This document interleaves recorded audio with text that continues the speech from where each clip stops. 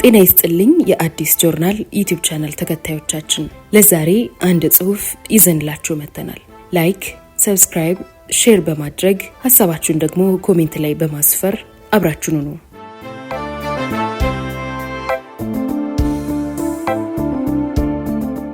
የሚስጥር ቋጠሮ፣ የታጋይዋ እውነተኛ ታሪክ። ተራሮችን ያንቀጠቀጠ ትውልድ ከሚለው መጽሐፍ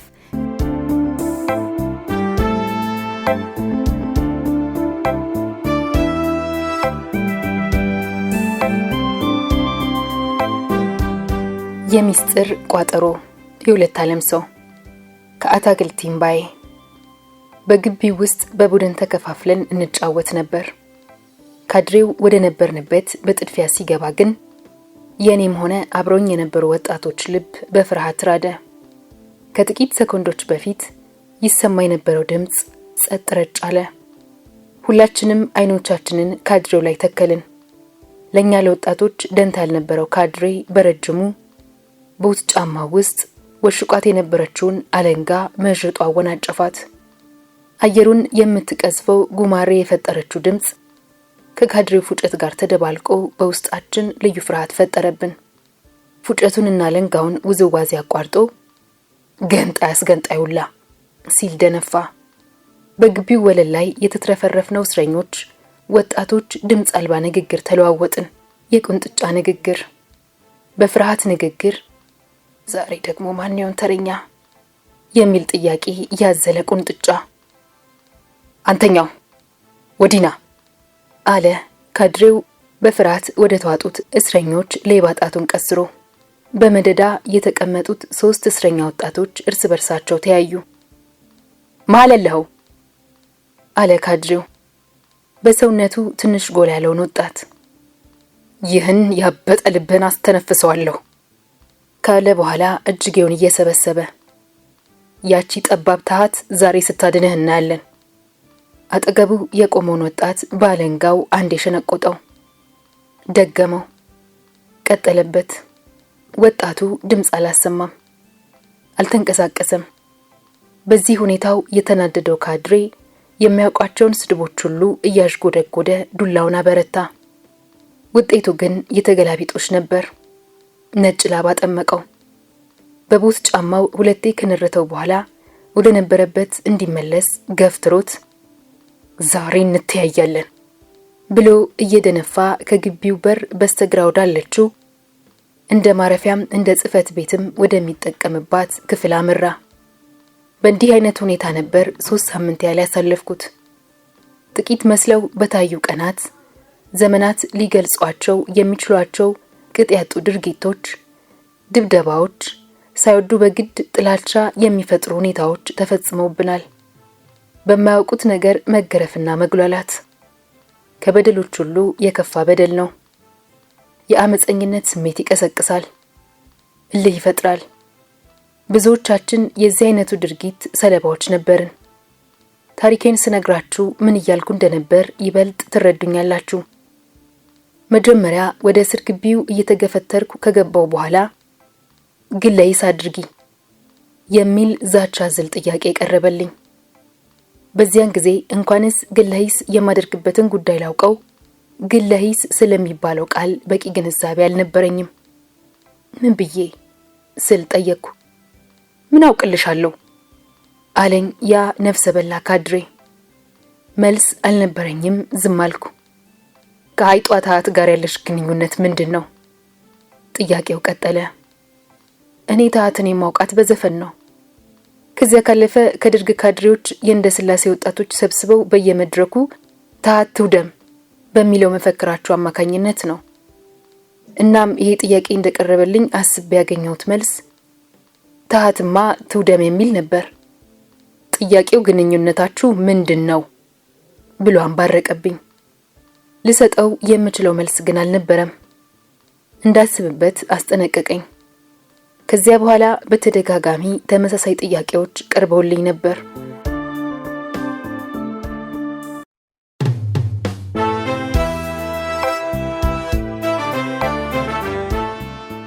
በሁለቱም ጊዜያት የሰጠሁት ቃል የምናገረውም አልነበረኝም። አለመናገሬ ግን ጎዳኝ። ያ ካድሬ ባልወለደ አንጀቱ ተንሰፍስፌ እስካለቅስ ድረስ በዚያ ጉማሬ ለመጠጠኝ፣ ሐቁን እስካላወጣሽ ድረስ ግርፋቱ ይቀጥላል የሚል ማስጠንቀቂያ ሰጠኝ። ሌላ ጊዜም እንዲሁ የግርፋቱ ተራ ደረሰኝ። ገና ወደ ክፍሉ ሲገባ ልዩ ሽታ አወደኝ። መጀመሪያ ቀድሞኝ የገቡት ወጣቶች አስታውኳቸው ይሆን የሚል ግምት ነበረኝ። ግን እንደዚህ አልነበረም። ያ ካድሬ በዚያ ጠራራ ፀሐይ ሲጋተው የዋለው መጠጥ ነበር የሰነፈጠኝ። አለወትሮ በቀን አለንጋውን እያወናጨፈ የገባው ድብቅ ፍላጎቱን እንዲፈጽም መጠጡ ገፋፍቶት ኖሯል። ገና እንደገባው አውልቂ አለኝ። ምን አልኩ ተደናግጬ። ልብስሽን አውልቂ ነው ምልሽ ሲል ጮኸብኝ። ባለሁበት ክው ብዬ ቀረው።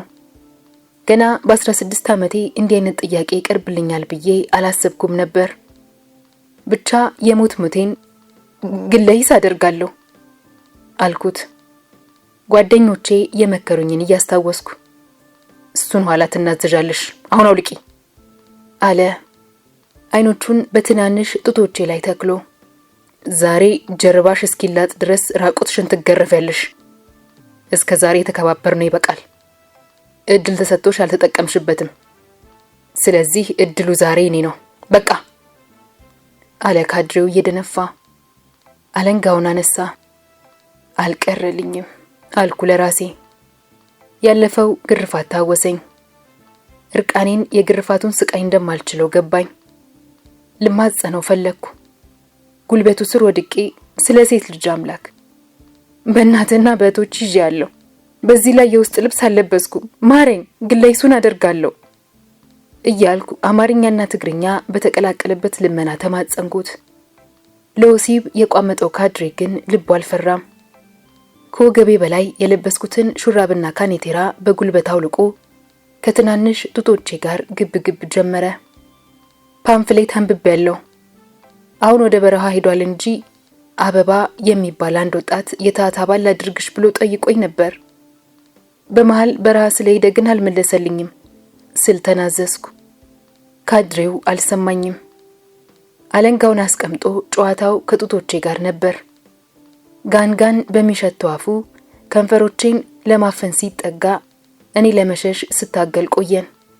በነጋታው አብዮታዊ መንግስት ምህረት አድርጎልሻል ተብዬ ስለቀቅ ካድሬው መልካም ውለታው እንደዋለልኝ ሁሉ በምን ሰዓትና መቼ የት እንደምንገናኝ ቀጠሮ ሰጥቶኝ ከግቢው ወጣው። ታዲያ ከእስር ቤቱ ስወጣ በተፈጸመብኝ ዘግናኝ ድርጊት ምክንያት የማላውቀውን ጥላቻ አርግዤ ነበር። የበርካታ ንጹሃን ዜጎችን ስቃይ ሳይ በእርግጥም ደርግ መደምሰስ የሚገባው አረመኔ መሆኑ ታሰበኝ። አንድ ቀን ገና በማለዳ ካልጋዬ ተነሳው። ልቤ ሸፍቷል። በረሃ ወዳሉ የትግራይ ልጆች ነግዷል። በወሬ የማውቃቸው እነዚያ ወጣቶች በመንፈስ እየጠሩኝ ነው። እናም ዛሬ ልቤ ቆርጧል። ሆኖም እንጀራ እናቴ ለገበያ የምትሄድበት ሰዓት ገና ባለመድረሱ ምንም አይነት እንቅስቃሴ ማድረግ አልቻልኩም። ሰዓቱ እስኪደርስልኝ በቤታችን ዙሪያ የተተከሉትን የኔን ተክል ውሃ ሳጠጣ ረፈድኩ። እንጀራ እናቴ ወደ ገበያ ለመሄድ ከቤት ስትወጣ አለወትሮዋ ትኩር ብላ ተመለከተችኝ። የልቤን ያወቀችብኝ መስሎኝ ደነገጥኩ።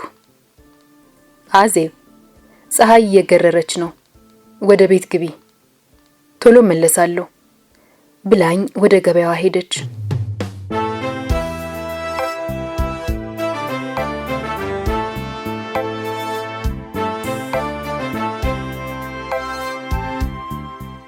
ብዙም አልቆየሁም። ያዘጋጀሁትን ልብስ በጀርባ ያዝዬ የእንዳስላሴን ምስራቃዊ አቅጣጫ ይዤ ማያድራሻ መራሁ።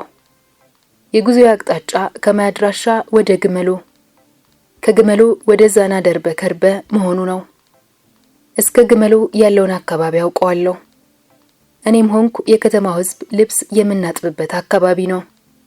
ከዚያ በኋላ ያለውን መንገድ ግን ስለማላውቀው መንገደኛውንና የአካባቢውን ሰው እየጠየቅኩ መሄድ ነበረብኝ። ይህንን አቅጣጫ ይዤ እንደሄድ ያመላከተኝ አንድ ኃይሉ የሚባል የመንደራችን ልጅ ነው። ኃይሉ ህወሓት ውስጥ ሲታገል ቆይቶ ከድቶ የገባ ነው።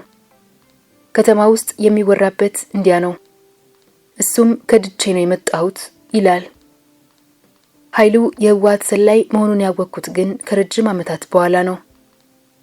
ወደ በረሃኞቹ የሚኬደው በአደባባይ ታበር በሰመማ ወይም በዛና በኩል ነው ይላሉ በማለት ነበር አቅጣጫውን እንደዋዛ ይጠቆመኝ። የኔም አጠያየቅ እንደዋዛ ነበር። ኃይሉ ከጠቆመኝ አቅጣጫዎች ዛናን የመረጥኩት። ዛና አባቴ የተወለደበት አካባቢ በመሆኑ በወሬ ደረጃ ስለ አካባቢው የተወሰነ እውቀት ነበረኝ። ማያድራሻን አልፌ ግመሎ እስከምደርስ ያጋጠመኝ ችግር አልነበረም። ወታደሮች ወይንም የደርግ ታጣቂዎች ቢያገኙኝም ልብስ አጣቢ ስለመሆኔ የተሸከምኩትን ልብስ ማሳየቱ በቂ ነበር። ግመሎ ወንዝም ተሻግሬ አፋፉ ላይ ብቅ ስል ግን ያልታሰበ ሁኔታ ገጠመኝ። አሰሳ ላይ ያረፈዱ የደርግ ወታደሮች በአይፋ መኪና ተጭነው ወደ ከተማ በመመለስ ላይ ነበሩ። መኪኖቹ 4 በሚሆኑ እግረኛ ወታደሮች ታጅበዋል። ደነገጥኩ። ግን ከድንጋጤም ሆነ ከፍርሃት የማገኘው መፍትሄ አልነበረም። ማምለጥ ነበረብኝ።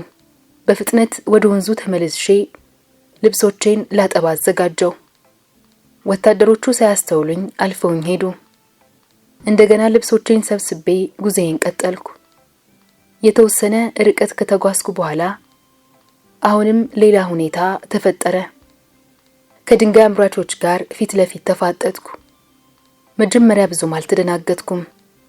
አስቆመው ጥያቄ ሲያዥጎደጉዱብኝ ግን ውስጤ መረበሽ ጀመረ። ለደርግ ወታደሮች መረጃ በማቀበል ድጎማ የሚያገኙ ኖረዋል። ቁሚ፣ የት ነው የምትሄጁ? ዛና ስል መለስኩ። ለምን? ምን ለመስራት? የሚል ጥያቄ ተከተለ። መልሱን ከየት እንዳገኘሁት አላውቅም። እህቴን ለመጠየቅ። እዚያው ነዋሪ ናት? አይደለችም። እኔና እህቴ በአባት ነው የምንዛመደው። እኔ አድዋ ነዋሪ ነኝ። እሷ ደግሞ እዚሁ እንደ ስላሴ ነው የምትማረው። አሁን እሷን ልጠይቅ መጥቼ ለእረፍት የእናቷን ልጅ ልትጠይቅ ወደ ዛና ሄዳለች አሉኝ። እኔ ደግሞ ሳላገኛት ከምመለስ እዛው ዛና ሄጄ ልጠይቃት ብዬ ነው አልኳቸው። ወደ ማመኗ ዘነበሉ። ጊዜው ክረምት ሐምሌ 24 ቀን 1970 በመሆኑ ትምህርት ቤት ተዘግቶ ስለነበር አልዋሸችም ብለው ሳይገምቱ አልቀረም። የተሸከምሹ ታዲያ ምንድን ነው? ልብሶቼ ናቸው፣ ብትፈልጉ ፈትሹ ብዬ ሸክሜን አወረድኩ። መንገድ ላይ ሌባ እንዳይተናኮለኝ የደበቅኳትን አባቴ ገዛልኝን ሲቲዝን ሰዓት እንዳያገኙብኝ ግን ሰግቼ ነበር። ታዩ ዝም ብለሽ ሂጂ ብለው አሰናበቱኝ።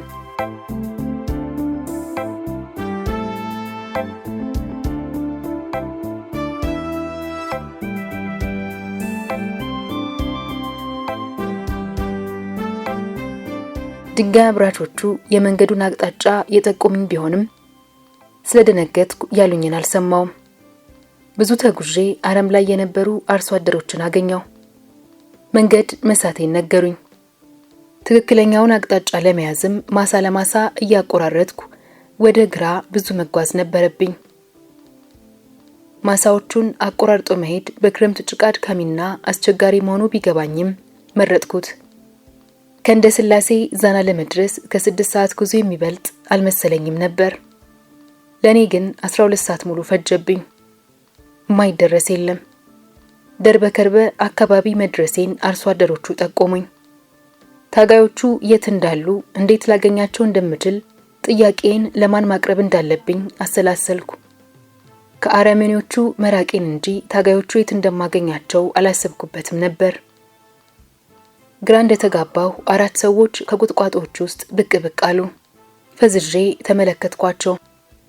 እነሱም ባንክሮ እየተመለከቱኝ ከቆዩ በኋላ አንቺ መምህር በቀለ ልጅ አይደለሽም እንዴ አለኝ። ከነሱ መሃል አንዱ። ተአምር ነው የሆነብኝ። በዚህ አካባቢ የሚኖሩ ዘመዶች አሉኝ። አይቻቸው ግን አላውቅም። እነሱም አያውቁኝም። ከነሱ ውስጥ አንዱ ይሆናል የሚል ጥርጣሬ ያደረብኝ። ግን እንዴት ሊያውቀኝ እንደቻለ ሊገባኝ አልቻለም። ነኝ አዎ አልኩት። ታዲያ ምን ልታደርጊ መጣሽ? መልስ አልነበረኝም። መሬት እየተመለከትኩ ዝም አልኩ። ዝምታዬን አይቶ ዘመዶችሽን ልትጠይቂ ነው አለ። አዎ ለማለት አልፈለኩም። በአሉታ ጭንቅላቴን አወዛወዝኩ። እኔ እኮ አብርሃም ደስታ ነኝ ሲል ልቤ በተድላ ተሞላ። አብርሃም ደስታ የእንዳስላሴ ልጅ ነው። ቀደም ብሎ ለትግል የወጣ መሆኑን በወሬ ደረጃ በሚገባ አውቃለሁ። ለካስ እሱ በሕፃንነቴ ያውቀኝ ኖሯል። በመልክ ከአባቴ ጋር ስለምመሳሰል ይሆናል ያስታወሰኝ። ከዚያ በኋላማ ምን ድብብቆሽ አለ። አይነት ላይ ተገለጠ። ልታገል ነው የመጣሁት አልኩት በልበ ሙሉነት። በእኔና እዚያ ካሉት ታጋዮች ጋር ቆይኝ ብሎ ከጓደኞቹ ጋር ወደ ጥሻዎቹ ገቡ። እዚያ ያገኘኋትን ጋንታ የሚመሩት እነ ፀሐዬ የተሰዋ ታጋይ ነበሩ። በአጋጣሚ ወደ ሌላ አካባቢ ልትንቀሳቀስ የመጣች ጋንታ እንጂ ምድብ ቦታዋ እዚህ አልነበረም። ያኔ አንድ ጋንታ በአንድ ቦታ የምትቆይበት ሁኔታ አልነበረም። ፈጣን ጉዞና እንቅስቃሴ ነበር። ስለዚህ ጋንታዋ ያን ሌሊት እዚያው ደርበከርባ አድራ በነጋታው ወደ ሌላ ቦታ ትንቀሳቀሳለች። ጧት ጋንታዋ ወደ ስምሪቷ ስትሄድ እኔ ሰለሞን የሚባል ታጋይ ዘንድ እዚያው እንድቀር ተደረገ። ሰለሞን የአካባቢው ክፍለ ሕዝብ ወይንም አስተዳዳሪ ነው። በየአካባቢው የተንቀሳቀሰ ሕዝብ ያስተምራል፣ ያደራጃል። ጋንታዋ ከሄደች በኋላ ከሰለሞን ጋር ውይይት ጀመርን።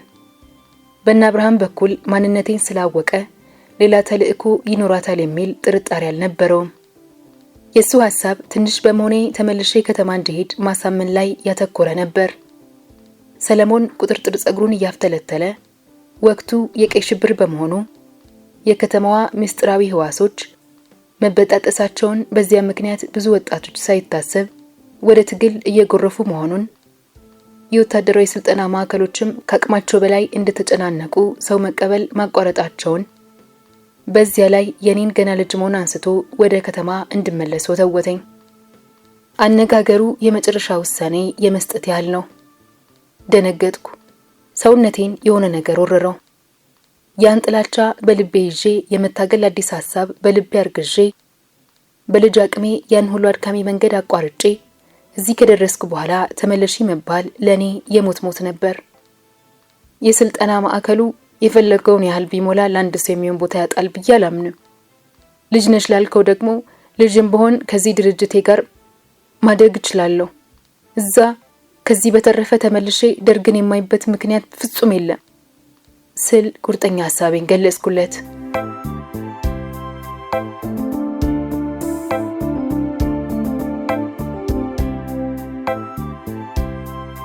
ከዚህ ሐሳብ ፍንክች የማልል መሆኔን ከተገነዘበ በኋላ ሌላ አማራጭ አልታየውም።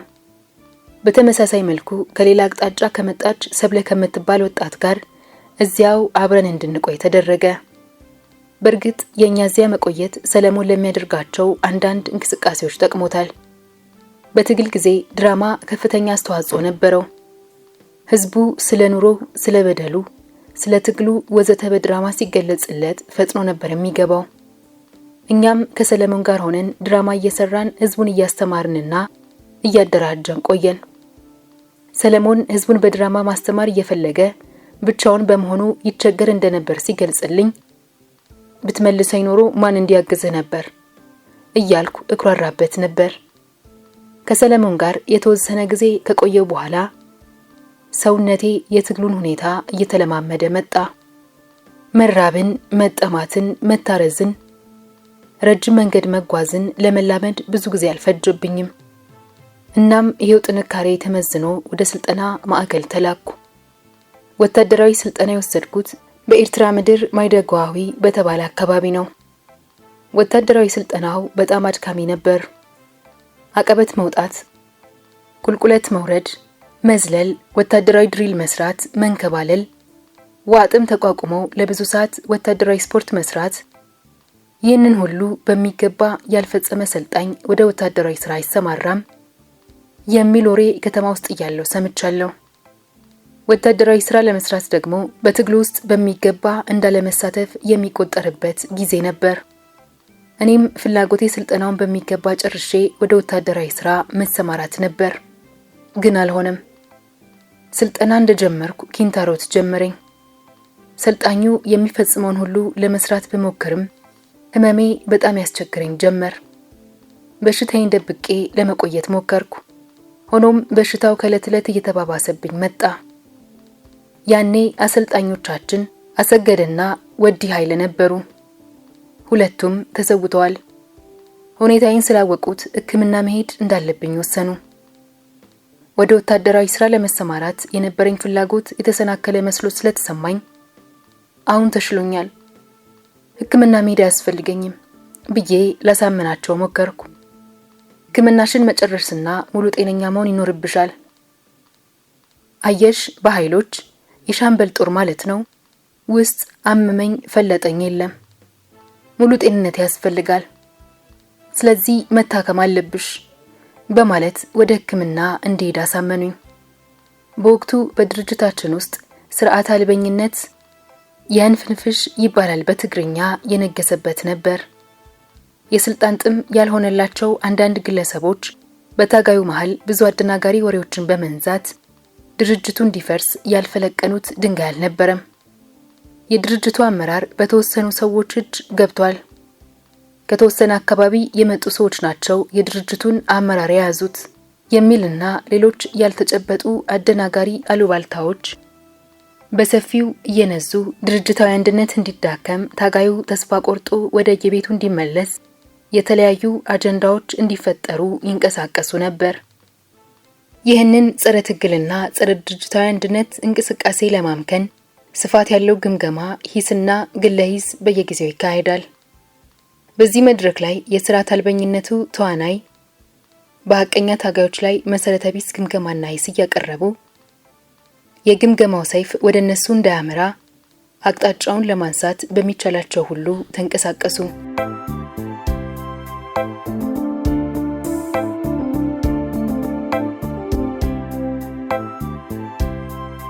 በሌላ መልኩም ጠንካራ የተባለው ታጋይም ወቅቱ የተፈጠረውን ችግር በመታገል ላይ ተጠራጣሪ እንዲሆን፣ ሁሉንም በጥርጣሬ ዓይን እንዲታይ የሚያደርግ ሁኔታን ፈጥሮ ነበር።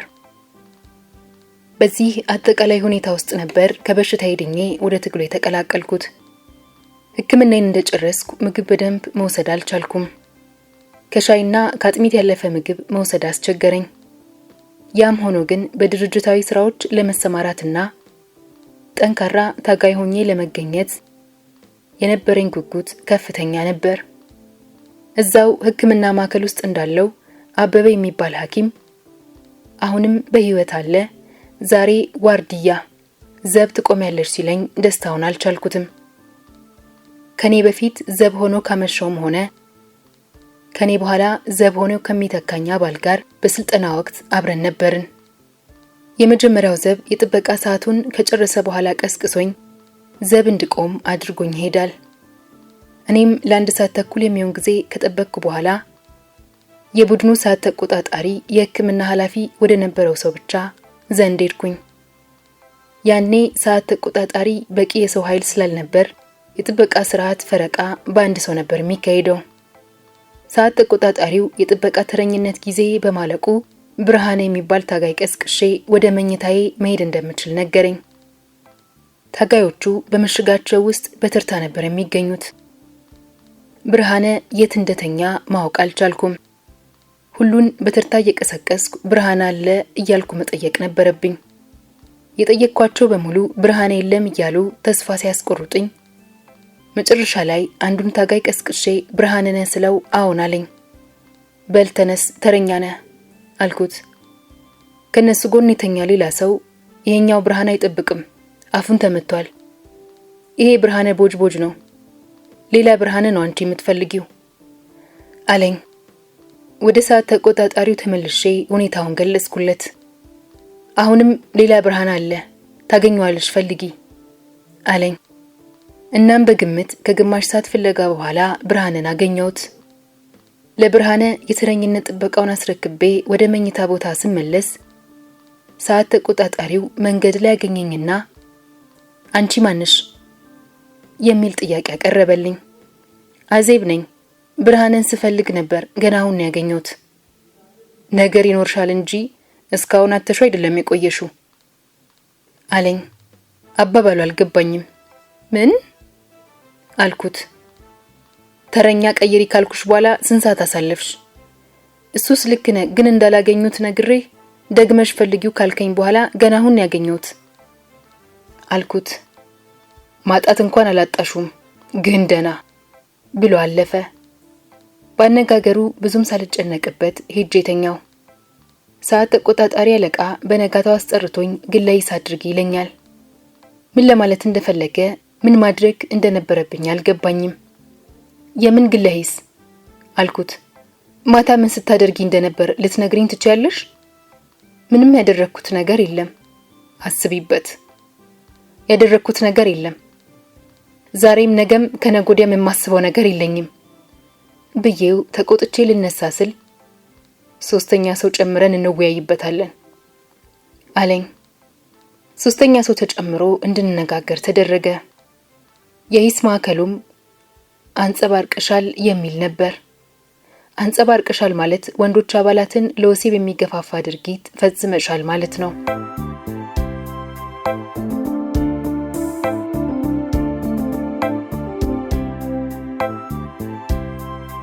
በወቅቱ በድርጅታችን ውስጥ ወሲብ መፈጸም በፍጹም የተከለከለ ነበር። እንዲያውም የድርጅቱን አንድ ትልቅ የሥነ ምግባር ሕግ እንደመጣስ ነበር የሚቆጠረው። የሕክምና ኃላፊው በድርጅቱ ውስጥ ስርዓት አልበኝነት እንዲነግስ ከሚንቀሳቀሱት ውስጥ አንዱ ስለነበር በእንደዚህ አይነት መሰረተ ቢስ ግምገማዎችና ሂሶች የብዙ ታጋዮችን ቅስም ሰብሯል። ይህችን አጋጣሚ እኔ ላይ ለመጠቀምም አንጸባርቀሻል በሚል ሐሳብ ላይ ደርቆ ሁኔታዎችን ለመጥፎ ዓላማው ማስፈጸሚያ በሚረዳው ያመቻቸ እያስተካከለ ሂሱን አሽጎደጎደው። ሶስተኛው ሰው ተጨምሮበትም ጉዳዩን ልጨርሰው አልቻልንም። ስለዚህ ጉዳዩ ወደ ቤቱ ወይንም ወደ ሁሉም አባላት እንዲቀርብ ተስማምተን ተለያየን። ኃላፊው ሐሳቡን ለቤቱ ሲያቀርብ ቤቱን ያሳምናል ብሎ ያሰበውን ምክንያት ሁሉ ፈጥሮ ነበር። ብዙ ብከራከርም የሚሆን አልነበረም። በጥሩ ቃላት አሳምሮ ባቀረበው መሰረተ ቢስ ውንጀላ ቤቱ እኔ ጥፋተኛ እንደሆንኩ አድርጎ እንዲያይ ተጽዕኖ አደረገ። እኔም ያኔ 06 ወደምንለው የአባላት ግንባታ ወደሚካሄድበት ክፍል እንድላክ ተደረገ። በወቅቱ የነበሩት የ06 ኃላፊዎች ኡስማን ጀቤ ወይንም አበበ ተክለ ሃይማኖት፣ አሁን የአየር ኃይል አዛዥ ፍረ ተስፈ ሚካኤልና ርዕሶም ነበሩ። መጀመሪያ ያነጋገረኝ ርዕሶም ነበር። ወደ 06 የመጣሽበትን ምክንያት ታውቂዋለሽ? አውቀዋለሁ አልኩት። ምንድነው እሱ? ጾታዊ ግንኙነት ፈጽመሻል ተብዬ ነው። እኔ ግን አንዳችም የፈጸምኩት ነገር የለም። ብዙ የሚያሰጋ ነገር የለም። አስቢበትና ስህተት ፈጽመሽ ከሆነ ከስህተትሽ ታረመሽ ትወጫለሽ። እዚህ የመጣሽው ለግንባታ እንጂ ሌላ ነገር አይደለም። ስለዚህ አይዞሽ ቢለኝም ምንም የፈጸምኩት ነገር ስላልነበር ውይይታችን በዚህ ተቋጨ። በሚቀጥለው ቀን ፍረ ተስፈ ሚካኤል አነጋገረኝ። ከፍረ ጋር ያደረግነው ውይይትም ከርዕሶም ጋር ካደረግነው ውይይት የተለየ አልነበረም። በሌላ ሶስተኛ ቀን ኡስማን ጀቤ አነጋገረኝ። ያኔ በጣም ነበር ሆዴ ባሰኝ። ስለሆነም አነጋገሬ ምሬት የተሞላበት ነበር። ስማ ጀቤ፣ እኔ ምንም የፈጸምኩት ነገር የለም። ከዚህ በፊት ስለ ጾታዊ ግንኙነት የማውቀው ነገር የለኝም። ብትፈልጉ አስመርምሩኝና ነፃ መሆኔን ለማረጋገጥ ትችላላችሁ የሚል መልስ ሰጠው። አሁን ሳስበው ነገረ ስራዬ በጣም ነው የሚገርመኝ። አዲስ ታጋይ መሆኔ እንጂ ለታጋዮቹ ያልፈጸምኩት ነገር መሆኑን እያወቅኩ አልፈጸምኩም ብዬ በማስረዳት ፋንታ የማያስፈልጉ ቃላትን በመወርወር አስመርምሩኝ፣ የማውቀው ነገር የለኝም ወዘተ በማለት ክርክር ማቅረቤ ትክክል አልነበረም። የትግል ተሞክሮ ማነስ ያለብኝ መሆኑ የገባቸው ነባር ታጋዮች ባነጋገሩኝ ቁጥር ደህና አስቢበት ከማለት ውጪ የተናገሩኝ ክፉ ነገር አልነበረባቸውም። ስህተቴ ግን በዚህ ብቻ አላበቃም። በድርጅታዊ አሰራር ላይ በነበረኝ ያልተሟላ ግንዛቤ በመጨረሻ አንድ የተሳሳተ ውሳኔ ለመወሰን በቅቼ ነበር። ቁጭ ብዬ በድንገት ጀቤ ይመጣል። ሀፍረት እየተሰማኝም በል ጀቤ፣ ተሰምቶኝ ነበር አልኩት። ምን አለኝ። ጾታዊ ስሜት አልኩት፣ ፍርሃትና እፍረት በተቀላቀለበት አንደበት። እንዴት አደረገሽ? አለኝ ተገርሞ። ምንም አላደረገኝም ግን ተሰማኝ ስለው ረጅም ሳቁን ለቀቀው። ከዚያም ፍራቻ ብቻ መሆኑን ስለተገነዘበ ከአንድ ሳምንት ቆይታ በኋላ ከ06 እንደወጣ ተደረገ። ያ የሕክምና ክፍል ያቺን መድረክ ተጠቅሞ የልቡን ሊያደርስ አስቦ ሳይሳካለት ቀረ። እኔም ከዚያ ቀን ጀምሮ በድርጅታችን ውስጥ ሀቅ ከተያዘ ማንም ሰው በሐሰት ምንም ሊደርስበት እንደማይችል ልገነዘብ ችያለሁ። ይህንን መሰል ትልቅ ተሞክሮ እንድሰንቅ ያደረገኝ አጋጣሚ ነበር። ከ06 ከወጣው በኋላ ወደ ሰራዊት ለመቀላቀል የነበረኝ ጉጉት ተሳካልኝ። በእርግጥ በሻምበል ተደራጅተው የነበሩትን የመጀመሪያዎቹን የሰራዊታችንን አካሎች አልደረስኩባቸውም። ያኔ በሻለቃ መደራጀት ተጀምሮ ስለነበር ሻለቃ 60 ውስጥ ተመደብኩኝ። የሻለቃችን መሪ ጸጋ ብርሃን ነበር። በኋላ በትግል ተሰውቷል። በሻለቃ 60 ስር በተደራጀው የአላጅ ኃይል ውስጥ ተመደብኩኝ። እነ ወዲ ሻምበል፣ ወዲ ብሬና ጊያ ነበሩ መሪዎቻችን። የመጀመሪያውን ውጊያ የጀመርኩበትን ቀን በሚገባ አስታውሰዋለሁ። በአዲ ገዘም ጦርነቶች ነው። ከዚያም ተከታታይ በሆኑ ብዙ ውጊያዎች ተሳትፌያለሁ። በተለይ ወደ ሰራዊት የተመደብኩበት 1971 ደርግ ሰራዊታችንን ለመደምሰስ ከፍተኛ ተስፋ አድርጎ የተንቀሳቀሰበትና ለሶስተኛ ጊዜ ወረራ ያካሄደበት ወቅት ነበር። በተደጋጋሚ ውጊያ ኃይላችንን አዳክሞ ሙሉ ለሙሉ ሊደመስሰን በሙሉ ኃይሉ ተንቀሳቅሷል። ቢያንስ በየሳምንቱ ውጊያ እናካሄድ ነበር። ብዙውን ጊዜ በጦርነት ነው ያሳለፍነው።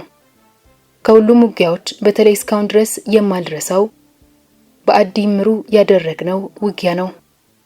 በአንድ የመቶ ውስጥ 35 የምንሆን ታጋዮች ነበርን። የአዲ ምሩ ውጊያ እንደተከፈተ 26 ምርጥ ታጋዮችን ሰውተን 9 ብቻ የቀረንበት ውጊያ ነበር። ያ ጦርነት እስካሁን ድረስ ከህሊናዬ የማይጠፋ ትውስታ ጥሎብኝ ያለፈው። ከደቂቃዎች በፊት በህይወት ያናገሩን የነበሩት የህዝብ ልጆች ለዚህ አሁን ላረጋገጥነው ዓላማ ብለው ክብር ህይወታቸውን ከፍለው ያለፉት ጀግኖች መስዋዕትነት አሁንም ይታየኛል። በእኛ መስዋዕትነት የሚሊዮኖች ህይወት ይታቀባል የሚለው መፈክራቸውና የህይወት መስዋዕት አከፋፈላቸው ከቶውንም ከህሊናዬ አይጠፋም። ውጊያ ላይ ለመጀመሪያ ጊዜ መሳተፍ ከባድ ነው። ተሰምቶ የማያውቅ የርምታ ተኩስ፣ የከባድ መሳሪያ ጭስ፣ ባሩድ፣ ፈጣን እንቅስቃሴ፣ መስዋዕትነት፣ ከመስዋዕትነት በፊት የሚሰማ የጣር ሲቃ፣ እነዚህ ሁሉ ልብን ያርዳሉ። ውጊያ ላይ ለመጀመሪያ ጊዜ መግባት ያስደነግጣል።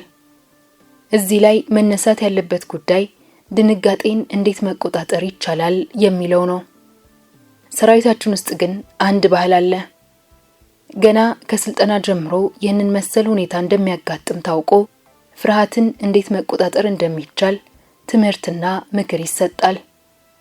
በዚያች ቀውጢ ሰዓት ከሁሉም በፊት የዓላማው ጽናት በእያንዳንዱ ታጋይ ልብ እንዲሰርጽ ምክር ይሰጣል። የዓላማ ጽናት ከሁሉ በላይ ልዕልናን ካገኘ ፍርሃት እንደሚወገድ ሁሌም የሚነገር ሀቅ ነው። በተግባርም ተፈትኗል። ሰራዊት ውስጥ የቆዩ ነባሮች ለአዳዲሶች ዘወትር ይህንን ምክር ነው የሚለግሱት። ፍርሃትን እንዴት መቋቋም እንደሚቻል፣ ጀግንነትን እንዴት መላበስ እንደሚቻል ሁሉም ታጋይ በዓላማ ጽናት ዙሪያ ምክር ስለሚሰጠው ፍርሃት ብሎ ነገር የሚኖረው ቦታ በጣም ውሱን ነው። እኔም መጀመሪያ ወደ ውጊያው ስገባ አድሮብኝ የነበረውን ፍርሃት በአጭር ጊዜ ውስጥ ለመቋቋም ጊዜ አልፈጀብኝም። ጊዜው መጋቢት ወይንም ሚያዝያ ወር አካባቢ 1971 ይመስለኛል። ከተከታታይ ውጊያዎች በኋላ በተገኘው ተሞክሮ አዲስ አደረጃጀት መፍጠር አስፈላጊ ሆኖ ተገኘ። የሻለቃ ጦሮቻችን ፈርሰው በአዲስ እንዲደራጁ ሲደረግ የሻለቃ 20 አባል ሆኜ ተመደብኩ። ያንን በደቡብ ትግራይ አካባቢ በራያ ማለቴ ነው እንቅስቃሴያችን ውሱን ስለነበር ይህንን እንቅስቃሴ ለማስፋት ወደ አካባቢው ከተንቀሳቀሱት ታጋይ ኃይሎች አንዷ የመሆን እድሉ ገጠመኝ።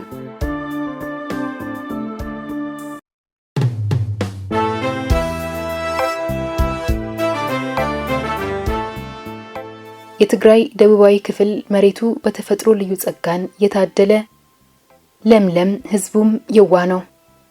ከየዋነቱ ጎን ደግሞ ጀግናም ነው። እኛ ወደ አካባቢው ከመሄዳችን በፊት ደርግ በየአካባቢው የነዛው የፕሮፓጋንዳ መርዝ ሰንኮፉ በቀላሉ የሚነቀል አልነበረም። እንደ ተራ ሽፍቶች አድርጎ ነበር ከህዝቡ ጋር አስተዋውቆን የቆየው። ወደ አካባቢው ስንገባ ነዋሪው ቤቱን ክፍቱን እየተወ እየበረገገ የሚሄድበት አጋጣሚም ጥቂት አልነበረም። ስለዚህ ህዝቡን የማረጋጋትና ዓላማችንን የማሳወቅ ተግባር በሰፊው እንድንሰራ የሚያስገድድ ሁኔታ ነበር።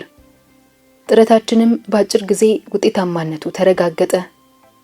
ህዝቡ ስንቀርበው ቀረበን፣ ስንላመደው ለመደን፣ ስናውቀው አወቀን፣ ስንወደው ወደደን።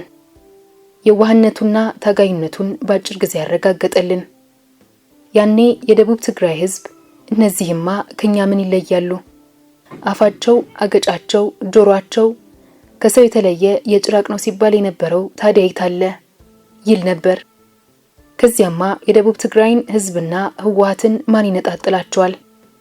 ህዝቡ ጦሙን እያደረ እኛ እንዳንራብ ከምንም በላይ ይጨነቃል። በሌማቷ ውስጥ አንዲት እንጀራ ብቻ መኖሯን እያወቀች እናት እንደ ወላጅ እናት አጎረሰችን። እገሌ ገሌ ሳይባል ህዝቡ ከጎናችን ሆኖ ታገለ፣ ቆሰለ፣ ተሰዋ። በትግል ውስጥ የሚያጋጥመው የመከራ ጽዋዎች ከኛ ጋር ሆኖ ጨለጠ። በእውነትም ህዝቡ ከህወሓት ጋር ሆኖ ደርግን ተፋለመ። ለዚህ ህዝብ ያለኝ ፍቅርና እምነት ለዘላለሙ ከልቦና የሚጠፋ አይደለም።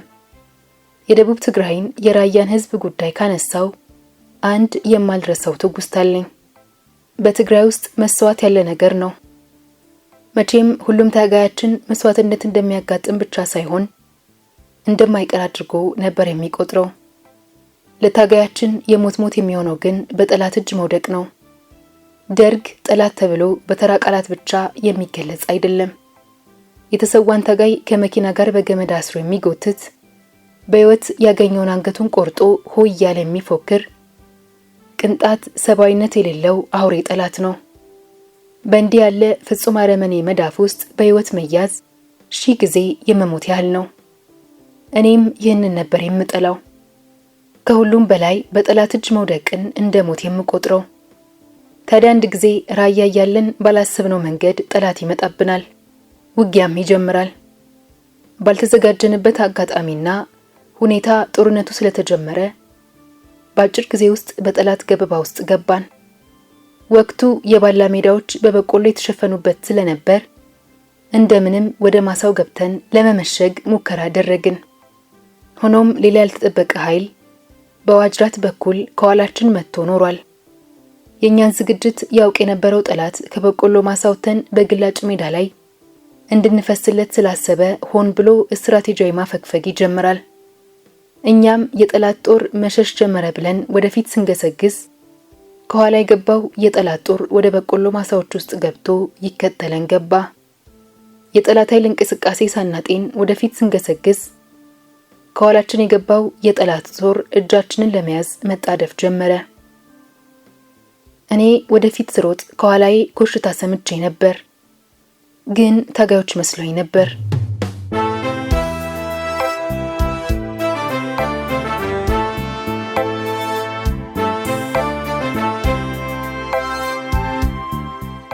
የከባድ መሳሪያ ድምጽ ሰምቼ ወደ ኋላ ዞር ስል በእጁ ሊይዘኝ የጥቂት ሜትሮች ርቀት ብቻ የቀሩት የጠላት ወታደር ሲወድቃየው።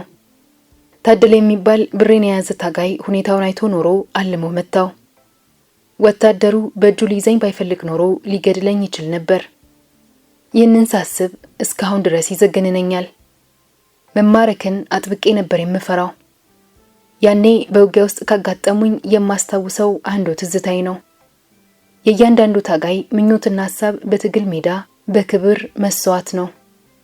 የድርጅትና የህዝብ ልባዊ ፍቅር ያለው ታጋይ ከዚህ ውጪ ሌላ አያስብም።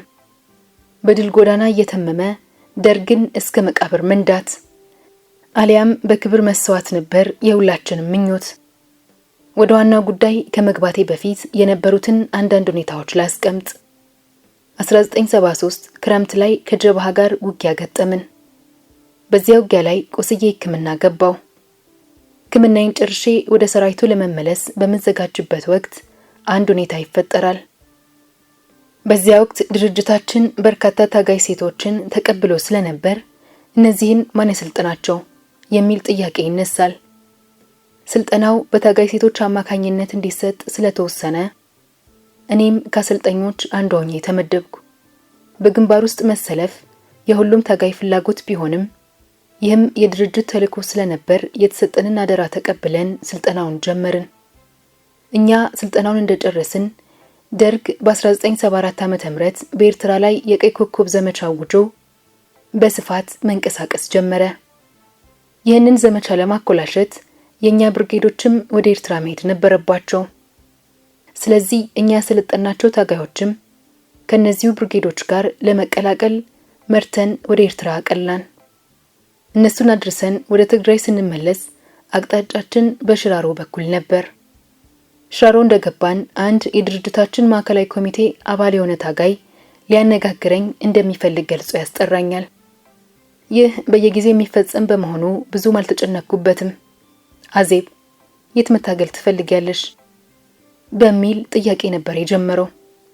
ምን አይነት ጥያቄ ነው የሚል መልስ ሰጠሁት። ጥያቄው ግልጽ ነው። ድርጅቴ እንድታገል ባመነበት ቦታ ነዋ አልኩት ኮስተር ብዬ። ምን እያሰበ እንደሆነ ባይገባኝም በዝምታ ተውጦ ለደቂቃዎች ያህል ቆየና በከተማ ውስጥ የነበረው ሚስጥራዊ መዋቅራችን ፈርሷል። ግማሹ በድርቅ ቀይ ሽብርና በሌላም የጠላት ጥቃት ነው የተበታተነው። ከፊሉ ደግሞ ገጠር ገብቶ ለመታገል በነበረው ፍላጎት መዋቅሩን እየተወ ወደ ትጥቅ ትግሉ መጣ። አሁን ከተማ ውስጥ ሚስጥራዊ ስራዎችን የሚሰራ የተናጠል ኃይል የለንም። በዚህ ምክንያት የከተማው ስራችን ተዳክሟል ብሎ ንግግሩን አቋረጠ። ይህን ሚስጥር ለኔ መንገሩ አስፈላጊነቱ አልታየኝም። ቀጥሎ የሚለውን ለማዳመጥ በትዕግስት መቆየትን ብመርጥም ልቤ ተረበሸ። ከብዙ ዝምታ በኋላ ይህን ችግር የምናስወግድበት ወቅት አሁን ነው። ታጋዮቻችን ወደ ከተማ ተመልሰው መስራት አለባቸው። አጋጣሚ ሆኖ ከተማ ገብተው እንዲሰሩ ከመለመልኳቸው ታጋዮች ውስጥ አንዱ አንቺ ሆነሻል አለና በረጅሙ ተነፈሰ። ዱብዳ ነበር የሆነብኝ። ፍጹም ያልጠበቅኩት ከተማ ውስጥ ገብቶ መታገል ለኔ ምን ስሜት ይኖረዋል? እዚህ ያለው ፍቅር፣ መተሳሰብ፣ መተማመን ሁሉ ሊቀር እና እዚያ ጥላቻ መካከል እንደገና ሽብር፣ መጠራጠር በሞላበት የደርግ ስርዓት ውስጥ መኖር ፍጹም የምገምተው፣ የማስበው፣ የምቀበለውም ነገር አልነበረም። ፍጹም አላደርገው አልኩት ስሜታዊ ሆኜ። መልስ አልሰጠኝም። ዝምታው ይበልጥ አናደደኝ። በምን መመዘኛ ነው እኔን የመለመላችሁኝ? እኔ ከተማ ውስጥ የመታገል ሚስጥራዊ ስራ የመስራቱ ልምድ የለኝም። ሌሎች ተመክሮ ያላቸው ስንት ታጋዮች እያሉ ለምንድን ነው እኔ የምሄደው? አልኩት በቁጣ።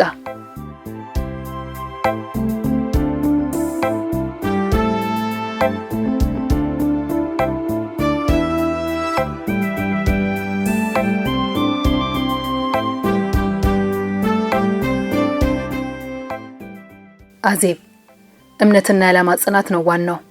ድርጅቱ ማን ምን መስራት እንዳለበት ይመዝናል፣ ይመድባል አለ በተረጋጋ መንፈስ። ብዙ ተወያየን፣ ልንግባባ ገና አልቻልንም። በዚህ መልኩ ከተወሰነ ጊዜ በኋላ እንደገና እንደምንገናኝ ነግሮን ተለያየን። መታገል በቦታ እንደማይወሰን ባውቅም ይህ ግን ፍጹም ሊዋጥልኝ አልቻለም። ወር ሙሉ አለቀስኩ፣ ከሰው ተነጠልኩ። ወደ ምድብ ስራ የተመልሼ እንዲህ በለቅሶ ስብከነከን ያዩኝ ታጋዮች ሚስጥሩን ለማወቅ ያላደረጉት ሙከራ አልነበረም።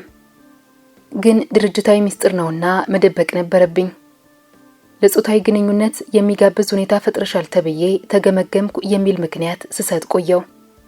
ውሳኔው የማይቀር መሆኑ የገባኝ ግን ሌሎች የማዕከላዊ ኮሚቴ አባላት በተደጋጋሚ ካነጋገሩኝ በኋላ ነው። እንደዚያም ሆኖ ውሳኔውን በጸጋ መቀበል አልተቻለም። በመጨረሻም የድርጅቱ ሊቀመንበር ከሌሎች 4 የማዕከላዊ ኮሚቴ አባላት ጋር በመሆን አነጋገረኝ። የሚያቀርቡት ሐሳብ ሁሉ አሳማኝ ነበር። ሐሳባቸውን በምንም መልኩ መመልከት አልቻልኩም። ከማልወጣው ፈተና ውስጥ መግባቴ ታወቀኝ። እምቢታዬ ሞትን መፍራት አልነበረም። መስዋዕትነት የትም ሊያጋጥም እንደሚችል አምናለሁ። ከዚህ በፊትም መስዋዕትነት ሊያስከትሉ የሚችሉ ብዙ አጋጣሚዎች አልፈዋል። በድል ነው በሕይወት የቆየሁት። ባለሁበት የትግል ሜዳም በማንኛውም ጊዜ መስዋዕትነት ሊገጥመኝ እንደሚችል አልሳትኩትም። የሚያስፈራኝ ከምወዳቸው ታጋዮችና ከድርጅቴ መለየት ነበር። ድርጅታዊ ፍቅር፣ አብሮ መኖር፣ ጓዳዊ ትስስር የመሳሰሉ ነገሮችን ማጣት ለኔ በእጅጉ ከባድ ነበር። ዳሩ ምርጫ አልነበረኝምና ተስማምቼ ወደ ከተማ የሚያስገባ ስልጠና ጀመርኩ። ወደ ከተማ ከመግባቴ በፊት በግንቦት ወር 1975 በተካሄደው ሁለተኛ ድርጅታዊ ጉባኤ ላይ ተሳታፊ ነበርኩ። ጉባኤው ከተጠቃለለ በኋላ አዜብ ወደ ከተማ ስትገባ ጠላት የማይጠራጠርበት ምን ምክንያት ብትሰጥ ነው የሚል ጥያቄ እንደ አጀንዳ ይነሳል። አመራሩም እኔ በሌለሁበት ጸንሼ መግባት እንዳለብኝ ይወስናል። ከውሳኔው በኋላ ከአንድ የማዕከላዊ ኮሚቴ አባል ጋር ስለ ሁኔታው ተወያየን። ወደ ከተማ መግባቱን የተቀበልኩት መሆኑን ጠቅሶ ለተልእኮሽ አመቺነት ሲባል ወደ ከተማ የምትገቢው ጸንሰሽ ነው ይለኛል። ይሄ ደግሞ ፍጹም ያልጠበቅኩት ነበር። በምን ስለጠረጠሩኝ ነው ጸንሼ እንድገባ የወሰኑብኝ የሚል ነገርም በአእምሮዬ ውስጥ መመላለስ ጀመረ። እኔ ተልእኮዬን በሚገባ ፈጽማለሁ። ድርጅቱ ያሸከመኝን አደራ በሚገባ እወጣለሁ። ጸንሰሽ ነው የምትሄጂው የሚለውን ሐሳብ ግን ፍጹም አልቀበለውም። ለመሆኑ በምን ጠርጥራችሁ ነው ይሄን ሐሳብ ያቀረባችሁት የሚል ጥያቄ አነሳው። ምክንያታቸው አሁንም አሳማኝ ነበር። ያነጋገረኝ የማዕከላዊ ኮሚቴ አባል አንቺ በድርጅቱ ውስጥ 5 ዓመታት አገልግለሻል። የሻምበል ጦር ኮሚሳርም ሆነሻል። 5 ዓመት መታገል ቀላል አይደለም። የሻምበል ጦር ኮሚሳር መሆንም የሚናቅ ኃላፊነት አይደለም። እስካሁን በድርጅታችን ታሪክ ውስጥ የከዳጅ ሴት ታጋይ የለችንም። በዚህ ሁኔታ ሌጣሽን ከዳው ብለሽ ወደ ደርግ ብትመለሺ እንደዋዛ ሊያምኑሽ አይችሉም። ጸንሰሽ ከገባሽ ግን ልጅ መውለድ በድርጅታችን የተከለከለ መሆኑ ስለሚታወቅ ደርግ በቀላሉ ያምንሻል። ስለዚህ ላንቺም ደህንነት ለድርጅታችንም ተልእኮ መሳካት የሚበጅ ስለሆነ ነው ጸንሰሽ እንድትገቢ ተወሰነው የሚል ነገር አቀረበልኝ።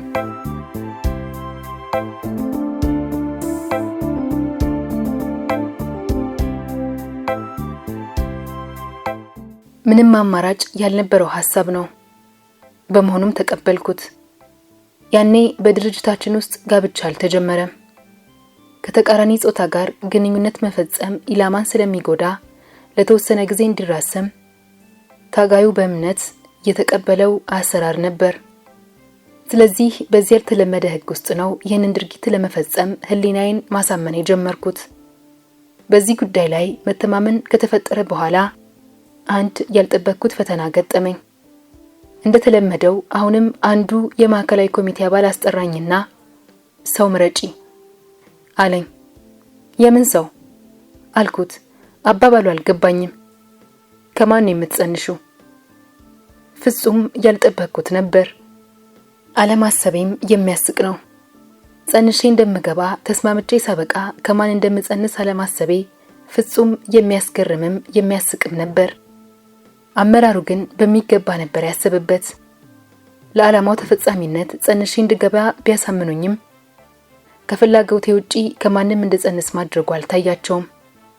ባለሁበት አካባቢ የነበሩት የማዕከላዊ ኮሚቴ አባላት ብቻ ናቸው። በሁለተኛው ድርጅታዊ ጉባኤ ላይ ለመሳተፍ ተሰብስበው የነበረው ታጋይ በሙሉ ወደ የምድብ ቦታው ተመልሷል።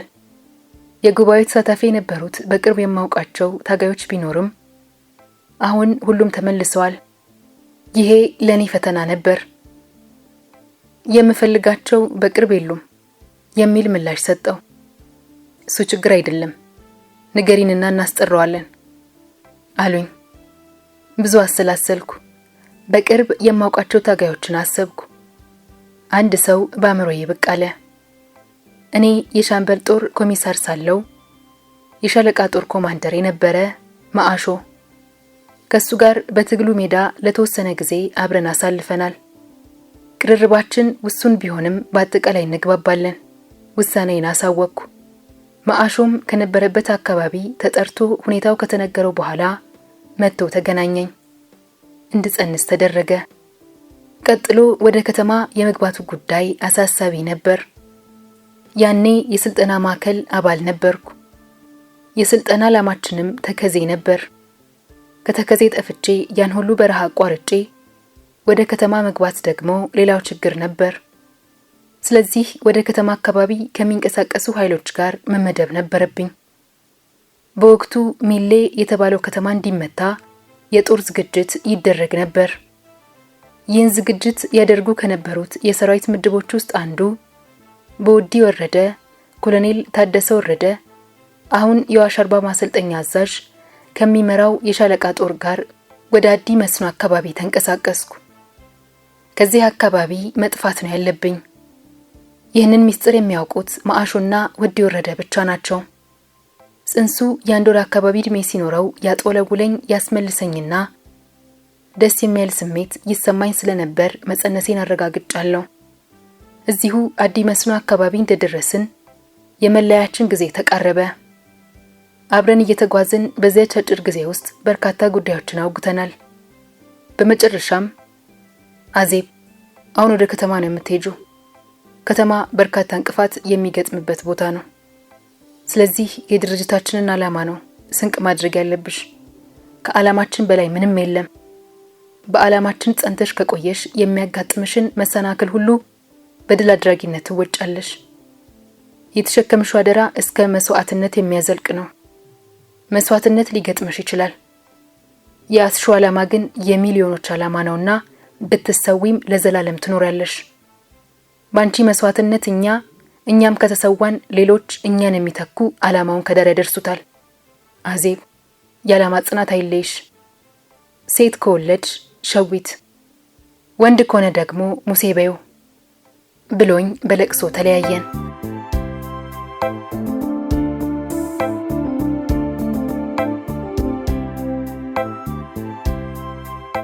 ዕለቱ ሐምሌ 5 ቀን 1975 ነው።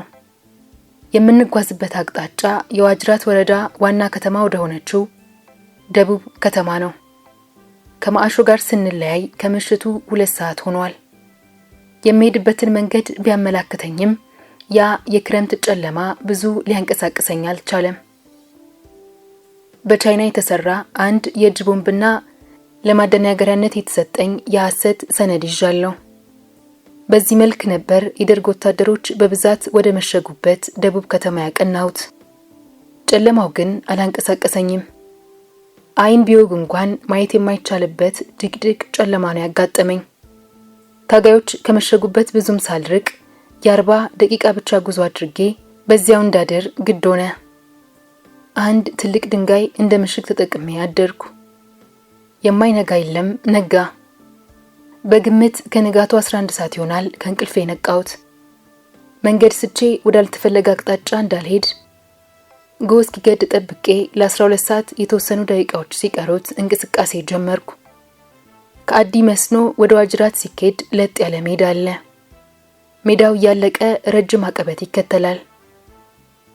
ከአቀበቱ በኋላ የደቡብ ከተማ ትገኛለች። ሜዳውን ጨርሼ አቀበቱን ካጋመስኩት በኋላ አህያ እየነዳ ከፊት ለፊት ከሚመጣ አርሶ አደር ጋር ተገናኘን። አባቴ ይሄ መንገድ ወዴት ይወስዳል አልኩት። ይሄ ወደ ዋጅራት ወደ ደቡብ ነው ብሎ መለሰልኝ። አመስግኘው ካለፍኩት በኋላ አርሶ አደሩ ምን እንደፈለገ አልገባኝም።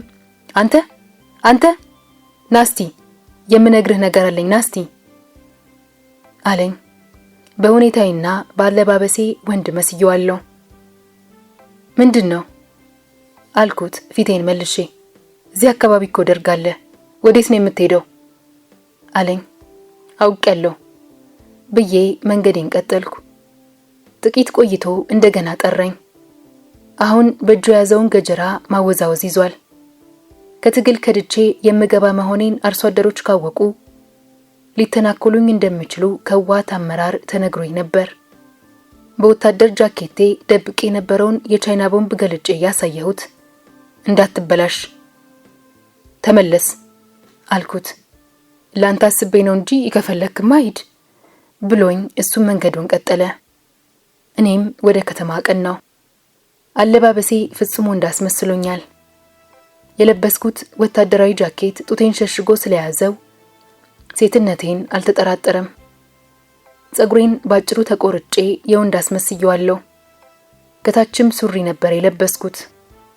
አቀበቱን ጨርሼ ከተማውን በርቀት ማየት ስጀምር የደርግ ነጭ ለባሾች ወታደራዊ ጃኬት ለብሰው ክላሽንኮቭ ጠመንጃቸውን መንገዱ ዳር አጋድመው ያርሳሉ። ከጠመንጃው ርቀዋል። ፊታቸውን ሲመልሱ ከኔ ጋር ተያየን። እርስ በርሳቸው መነጋገር ጀመሩ።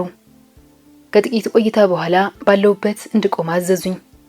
ወዴት ነው የምትሄደው የሚል ነበር የመጀመሪያ ጥያቄያቸው። እጄን ልሰጥ። ታትነ? አዎ። እንኳን ደህና መጣ። በል ትጥቅህን ፍታ አሉኝ። ከዚያም አስቀምጠውት የነበረውን ጠመንጃ አነሱት። ወደ ካምፕ ከነጥጥ ጋር አትገባምና ትጥቅህን ፍታ አሉኝ። ትጥቄን እንደማልፈታ ነገርኳቸው። ወታደሮች ናችሁ፣ ልታጅቡኝ ትችላላችሁ።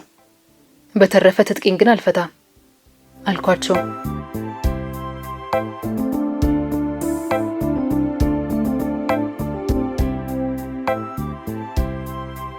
አጅበው ወሰዱኝ። በወታደራዊ ካምፕ የተደረገልኝ አቀባበል ቅጥ አምባሩ የጠፋ ነበር። ለብዙ ዓመታት እዚህ አካባቢ መሽገው አንድም የከዳ የህወሓት ታጋይ ገጥሟቸው አያውቅም። የኔ መግባት ልዩ ደስታ ነበር የፈጠረላቸው። እንደ ትልቅ ድልም ነበር የቆጠሩት። ኦ ወያኔ እንኳን ደህና መጣ የሚሉ ቃላትን ከብዙ ወታደሮች ሰምቻለሁ።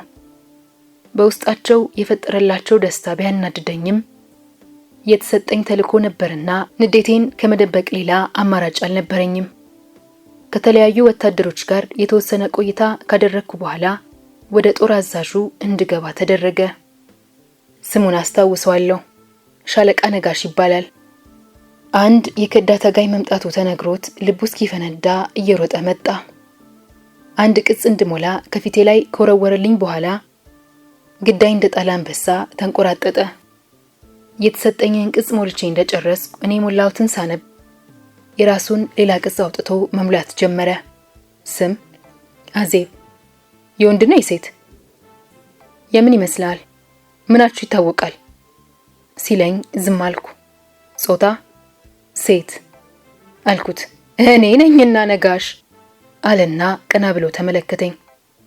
በመቀጠልም ሴት ሆኖ እንዳትታወቁ ብሎ ሸነቆጠኝ። በጥርጣሬ አይኑ መመልከቱን ግን አላቋረጠም። ቅጹን ከሞላ በኋላ ትጥቆቼን ተቀብሎ በይ መቀሌ እስከምትሄጂ ድረስ ከዛሬ ጀምሮ እስረኛ ነሽ አለኝ። ወዶ እጁን የሰጠ ማሰር ይበጃል አልኩት። እሱን አንቺ አይደለሽም የምትነግሪኝ ብሎ አንጓጠጠኝ። ስገባም ስወጣም በአጃቢ እንድንቀሳቀስ ተደረገ። ከ7 ቀናት ቆይታ በኋላ ወደ ጦር አዛዡ ሻለቃ ተጠርቼ ገባው። ከእግር ጥፍሬ እስከ ጸጉሬ ከገመገመኝ በኋላ ይህንን ጸጉርሽን ዛሬ እንድትቆረጩ የሚል ቀጭን ትዕዛዝ ሰጠኝ። የበረሃ ጸጉሬን እንደ ቅርስ ሊይዘው እፈልግ ነበር። ከበረሃ ቅርሶቼ የሚቀረኝ እሱ ብቻ እንደሚሆን ተሰምቶኛል እና ውሳኔው አሳዘነኝ። ለምን አልኩት። አነጋገሬ የከተማውን አቀራረብና መሽቆጥቆጥ የተላበሰ አልነበረም። እሱን አትጠይቂኝም፣ እውነቱን ነበር። ወሳኙ እሱ ነው። ግን ምን ልክ እንዳስገባኝ አላውቅም። አልቆረጠውም። ለዚያውም ሴት ልጅ መሆኔ መዘንጋት የለበትም። የሰጠሁት መልስ ሳያስገርመው አልቀረም። በሳቅ ተንከተከተ። አየሽ፣ በመጀመሪያ የተሸከምሽው ጸጉር የወንበዴ ጸጉር ነው። ይሄ የወንበዴ ጸጉርሽን ተላሽተሽ አዲስ አብዮታዊ ጸጉር ማብቀል ይኖርብሻል ሲል አንባረቅብኝ። ምልልሱን አልወደድኩትምና ዝምታን መረጥኩ። ሻለቃ ነጋሽ በከፍተኛ ድምጽ 10 አለቃ በየነ ሲል ተጣራ። በየነ ገባ። የዚችን ወንበዴ ጸጉር ላጭልኝ፣ ጸጉሯን ካልጠላጨች ያው ወንበዴነቷ አይለቃትም፣ ነጋሽ ደግሞ ነጋሽ ነው ሲል ደነፋ። መልስ ለመስጠት የሚቻልበት ሁኔታ አልነበረም። 10 አለቃ በየነ እየነዳ ወደ ተመደበልኝ እስር ቤት አመራው። በነጋታው 10 አለቃው ወደ እስር ቤቱ ገባና ትዕዛዙን ለመፈጸም እንደመጣ ነገረኝ። ቢተኛ መሆኔን ነገርኩት። ምንም መልስ ሳይሰጠኝ እንቢታዬን ለማሳወቅ ወደ ሻለቃው ቢሮ አመራ። ከጥቂት ደቂቃዎች በኋላ በሻለቃ ነጋሽ እንደምፈለግ ተነግሮኝ ሲሄድ ሻለቃ ነጋሽ እሳት ለብሶ እሳት ጎርሶ አገኘሁት። ወንበዴ ወንበዴ መሆኑን ነጋሽ ደግሞ ነጋሽ መሆኑን ታውቂያለሽ ሲል ጠየቀኝ ምጸታዊ በሆነ አነጋገሩ ትዕግስት የሚያስገዛ አልነበረም። ሻለቃ ነጋሽ እኔ እኮ ራሴን እጄን የሰጠሁ እንጂ ተማሪኬ የመጣሁ አይደለሁም። ማርከህ የያዝከው ወንበዴ ላይ ነው እንዲያ መፍጠጥ ያለብህ አልኩት። ይህን መልስ መስጠቴ ሻለቃውን እንደሚያበሳጨው አጥቻው አይደለም። ዋናው ዓላማዬ ድፍረቴን አይቶ ከምሯ ከርታ የመጣች ነች የሚል አመኔታ እንዲያድርበት ለማድረግ እንጂ። እናም እንዲያ ባታንጓጥጠኝ ደስ ይለኛል በማለት አከልኩበት። ሻለቃው ይበልጥ ተናደደ። አሁንም ወንበዴ ወንበዴ ነው፣ ነጋሽ ደግሞ ነጋሽ ነው ብዬሻለሁ ብሎ ተቁነጠነጠ። በመሃሉ ምንም መልስ ሳልሰጠው 10 አለቃ በየነን ራሴ ጠርቼ የፀጉሬን መቆረጥ ውሳኔ እንደተቀበልኩ በማሳወቅ ነጋሹን ቢሮ ውስጥ እየተናደደ ትቼው ወጣው። አዎ ያ የበረሃ ቅርስ ይሆነኛል ብዬ አስቤው የነበረው ፀጉሬ ተሸለተ። ያ የወንበዴ ፀጉር በአዲስ አብዮታዊ ፀጉር እንዲተካ በነሻለቃ ነጋሽ ተበይኑበት እንዳልነበር ሆነ። እኔን የገረመኝ ግን የደርግ ባለስልጣናት በቀላሉ የሚደሰቱ መሆናቸው ነው። ምንም አቅም በሌላት ምስኪን እጇን በሰጠች ታጋይ ላይ የተሰጠው ውሳኔ ተግባራዊ በመሆኑ ሻለቃ ነጋሽ የተሰማው ደስታ ወደር አልነበረውም። ገና ፀጉሬን ተቆርጬ ብቅ ስል ፊት ለፊት አገኘኝና በደስታ ተፍነከነከ። ወደኔ ቀረብ ብሎም አሁን ገና አብዮታዊ ሆንሽ አለኝ። እኔ እኮ አብዮታዊነቱን አልጠላሁትም፣ እሱኑ ስለፈለግኩት አይደል እጄን የሰጠሁት አልኩትና እርሶ ግን ለምን ቁጣ ይሎታል ስል በነገሩ ጋር አደረኩት። ያም ሆነ ይህ አሁን አብዮታዊ ሆነሻል አለና ከተማ ውስጥ ወደ ነበረችው ቅምጡ ይዞኝ ሄዶ ምግብ ጋበዘኝ። ከዚያም በኋላ ማን እንደኔ አብዮታዊ ሊገኝ የሻለቃውን ሙሉ አመኔታ አግኝቼ እንደ ልቤ መሆን ጀመርኩ። ሻለቃ ነጋሽ የሚለውን ሁሉ አሜን ብዬ እየተቀበልኩ ማንም ሰው በጥርጣሬ እንዳያየኝ አደረኩ። ይህን ሁኔታ በእውነቱ የተቀበለው ሻለቃ ነጋሽ አዜብ አሁን አብዮታዊ ሆነሻል፣ የሚመጣው ቅዳሜ ህዝብ እንዲሰበሰብና ትምህርት እንድትሰጪ እናደርጋለን፣ ያ የአብዮታዊነትሽ አንድ ማረጋገጫ ነው ሲል አሳሰበኝ። አላንገራገርኩም። እንደዚህ አይነት ጥያቄ ቀርቦ ማንገራገር ለበለጠ ጥርጣሬ መጋለጥ እንጂ ትርጉም አልነበረውም። ስለዚህ ጥያቄውን ተቀብዬ እንደተባለው በቀጣዩ ቅዳሜ ህዝብ እንዲሰበሰብ ተደረገ። እንደዚህ አይነት ሁኔታ እንደሚያጋጥመኝ ቀደም ብሎ በድርጅቴ ተነግሮኛል። ህዝብ ፊት ቀርቤ እንዳስተምር ከተደረግኩ ምን ማድረግ እንደሚኖርብኝ አስቀድሜ አውቄያለሁ። ስለዚህ ህዝብ ከተሰበሰበ በኋላ ዲስኩር ጀመርኩ። ህወሓት ጠባብ ነች፣ ለህዝባዊ ዓላማ አልቆመችም፣ ትምህርት ቤቶችና የሕክምና ተቋሞችን ትዘርፋለች፣ ድልድይ ታፈርሳለች። ይህ ደግሞ ለህዝብ የሚያስብ ድርጅት የሚፈጽመው ተግባር አይደለም በማለት እንደማንኛውም የደርግ ካድሬ ስብከት አሰማው። የወታደሮቹ ጭብጨባ ያየለበትን ጩኸት አዳምጬ ከመድረኩ ወረድኩ። ዋጅራት ለአንድ ሳምንት ቆየው። በሳምንቱ መጨረሻ የዘንዶ ሰራዊት አባላት አጅበውኝ ጉዞ ወደ አዲጉድም ሆነ። ሌሊቱን ሙሉ ተጉዘን አዲጉድም ደረስን። እዚያ አንድ ቀን ውሎ ሆኖ ሲመሽ ወደ መቀሌ አቀናን። መቀሌ እንደገባው ሳልውል ሳላድር ነው ከከፍተኛ የመንግስት ባለስልጣናት ጋር የተገናኘሁት። እንደ ጉድ ከበቡኝ።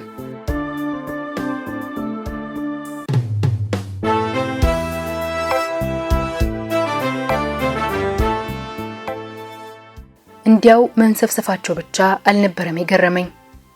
ከሁሉም በላይ የገረመኝ በአንድ ቃል የጠየቁኝ ጥያቄ ነው። የሀየሎም ብርጌድ የት አለ ነበር የመጀመሪያ ጥያቄያቸው።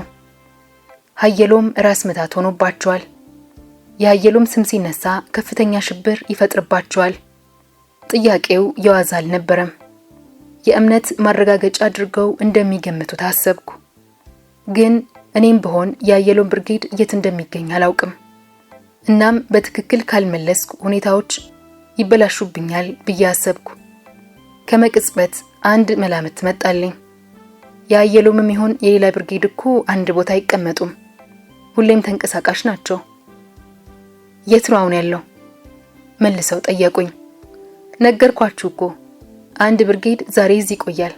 እንደገና በሁለተኛው ቀን በ40 እና 50 ኪሎ ሜትር ርቀት ሄዶ ይመሽጋል።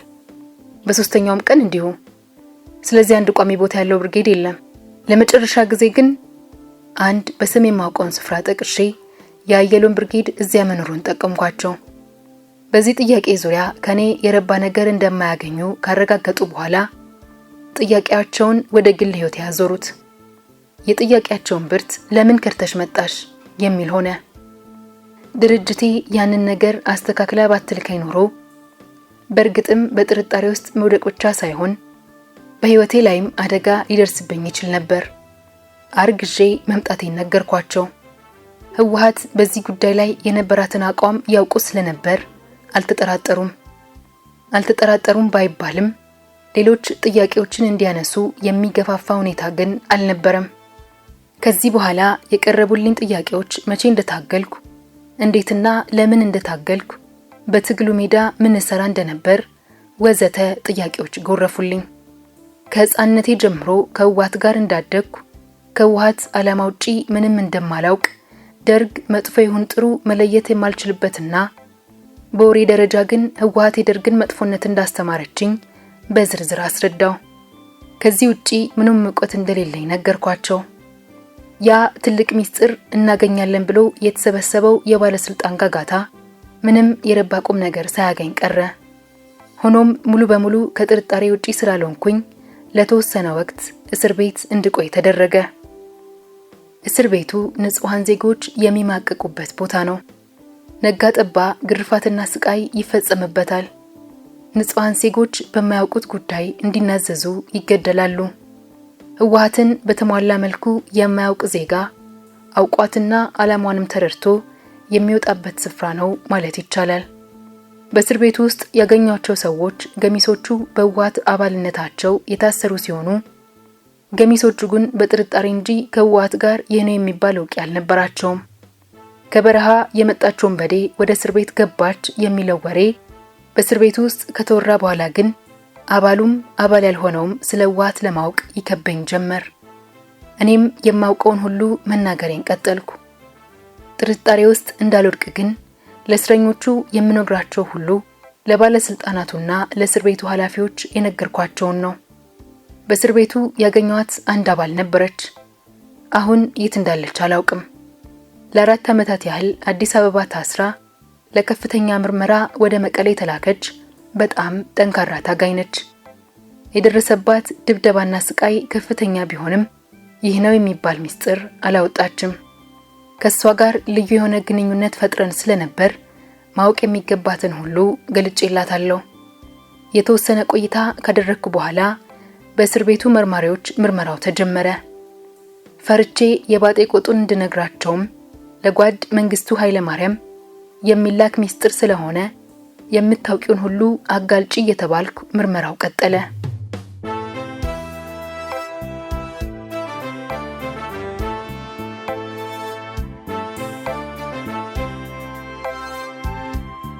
ለ10 ቀናት ያህል ጧት በአንድ ሰዓት ወደ ምርመራ ክፍል እየገባው እስከ ቀኑ 7 ሰዓት ድረስ እጠየቅ ነበር።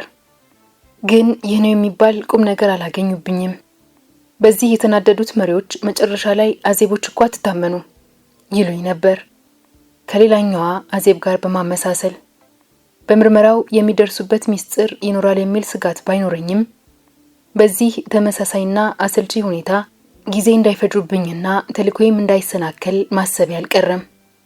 ደግነቱ ግን ጥረታቸው ውጤት አልባ ከሆነባቸው በኋላ ንቃት ተወሰድ ብለው መልሶ ማቋቋም ወደሚሉት ቦታ ላኩኝ።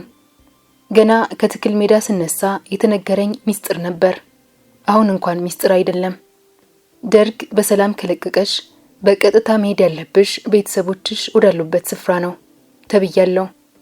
ቤተሰቦቼ ዘንድ እንደደረስኩ እኔን መጥቶ የሚያገኘኝ አንድ አካል እንደሚኖር ተነግሮኛል። ከዚህ ሰው ጋር ለምናደርገው ግንኙነት የሚያግዝ ኮድም ተሰጥቶኛል። እኔን የሚያገኘኝ ሰውም ይህንን ተመሳሳይ ኮድ ነው ይዞ የሚመጣው። ከደርግ መልሶ ማቋቋሚያ ማዕከል እንደወጣው የቤተሰቦቼን አድራሻ ማጠየቅ ጀመርኩ። ቤተሰቦቼ አዲስ አበባ መኖራቸውን እንደሰማው ጉዞዬ ወደ አዲስ አበባ ሆነ። እንዳጋጣሚ ሆነ ግን ቤተሰቦቼ አዲስ አበባ አልቆዩኝም። አባቴ በስራ ምክንያት አርባ ምንጭ መዛወሩን ሰማሁ። አርባ ምንጭ ከትግራይ የራቀ ፈጣን ግንኙነት ለማድረግ የማያመች መሆኑ ቢገባኝም የተሰጠኝ ትዕዛዝ በቀጥታ ወደ ቤተሰቦችሽ ሂጂ የሚል ስለነበር በቀጥታ ወደ አርባ ምንጭ ከመሄድ ውጪ ሌላ አማራጭ አልነበረኝም። አርባ ምንጭ ገብቼ ቤተሰቦቼን አገኘኋቸው። ለምን ከድቼ እንደመጣው ለደርግ ባለስልጣኖች የተሰጠውን ምክንያት ለነሱም ነገርኩና ተቀበሉኝ። ትግል ትቼ መምጣቴን ባይወዱትም ሌላ አማራጭ አልነበራቸውም። እነሱ ዘንድ ስገባ እርግዝናዬ በደንብ ያስታውቃል። ስለዚህ የሰጠሁት ምክንያት ጥርጣሬ ውስጥ የሚከተኝ አልነበረም። እንደገባው ከተወሰነ ጊዜ በኋላ ሴት ልጅ ተገላገልኩ። ከዚህ በኋላ ያለው ነገር ከበረሃ ከሚላክልኝ ሰው ጋር በየጊዜው እየተገናኘው ተልእኮዬን መወጣት ነበር። ይህ እንግዲህ 1976 መጨረሻ መሆኑ ነው። እንደሚታወቀው 1976 በትግራይ ተወላጆች ላይ ደርግ ጠንከር ያለ እርምጃ መውሰድ የጀመረበት ወቅት እንደነበር ይታወሳል። እሱን መስለው በደርግ አምሳል ተቀርጸው ደርግን ሲያገለግሉ የነበሩ የትግራይ ተወላጆች ሳይቀሩ በየእስር ቤቱ የሚወረወሩበት ወቅት ነበር። ሁሉም የትግራይ ተወላጅ በጥርጣሬ ዓይን የሚታይበት ወቅት ስለነበር ስጋትና ውጥረት አይሏል። ይህ ሁኔታ ራሱ በእንቅስቃሴው ላይ የተወሰነ ጫና ፈጥሯል። በዚህ አይነት ነው 1976ን የዘለኩት። 1976 አልቆ 1977 ሲተካ ትግራይ ውስጥ አንድ አስደንጋጭ ሁኔታ ተከሰተ። ድርቅ ኮተቱን አዝሎ ትግራይ ውስጥ ተንሰራፋ የሚል ዜና በሰፊው አስተጋባ። ድርጅትና ህዝብ አንድ ሆነው ድርቅን ለመመከት ውጣ ውረዱን ተያያዙት። ደርግም ይህንን አጋጣሚ በመጠቀም ትግሉን ለማኮላሸት ኃይሉን አጠራቅሞ ተንቀሳቀሰ። ከድርቅ አደጋ ለማምለጥ የሚራወጠውን ህዝብ ለመጨፍጨፍ ጥረቱን አፋጠነ። ወደ ደርግ መጠለያ ካምፖች የገባውም የትግራይ ተወላጅ በከባድ መኪናዎች እየጫነ ወደ ደቡብ ትግራይና ወደ ደቡብና ምዕራብ ክፍለ ሀገራት በሰፈራ ስም ማጋዙን ቀጠለ። እኔ ይህ ሁኔታ በተከሰተበት አካባቢ ባልኖርም ህወሓት ውስጥ ሊደረግ የሚችለውን ሁኔታ መገመት አልተሳነኝም።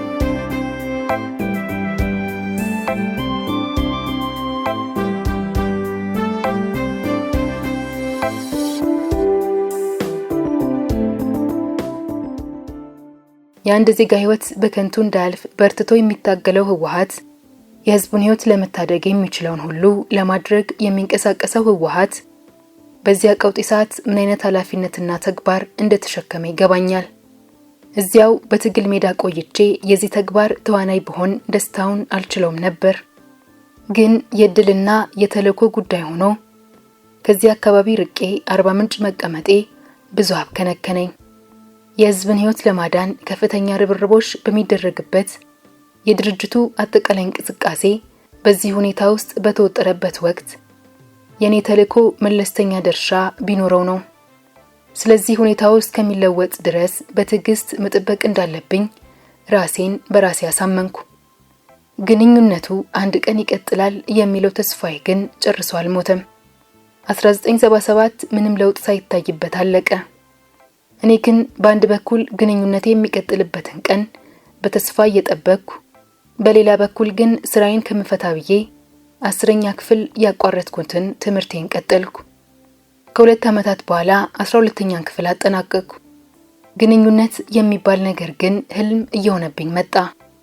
12ኛ ክፍልንም እንደጨረስኩ አርባ ምንጭ መቀመጤ ለግንኙነት ያለመቀጠል አንድ ምክንያት ሳይሆን አይቀርም የሚል እምነት እያደረብኝ በመምጣቱ ወደ ሐዋሳ ለመሄድ ወሰንኩ። ለዚህም ጥሩ ምክንያት ነበረኝ።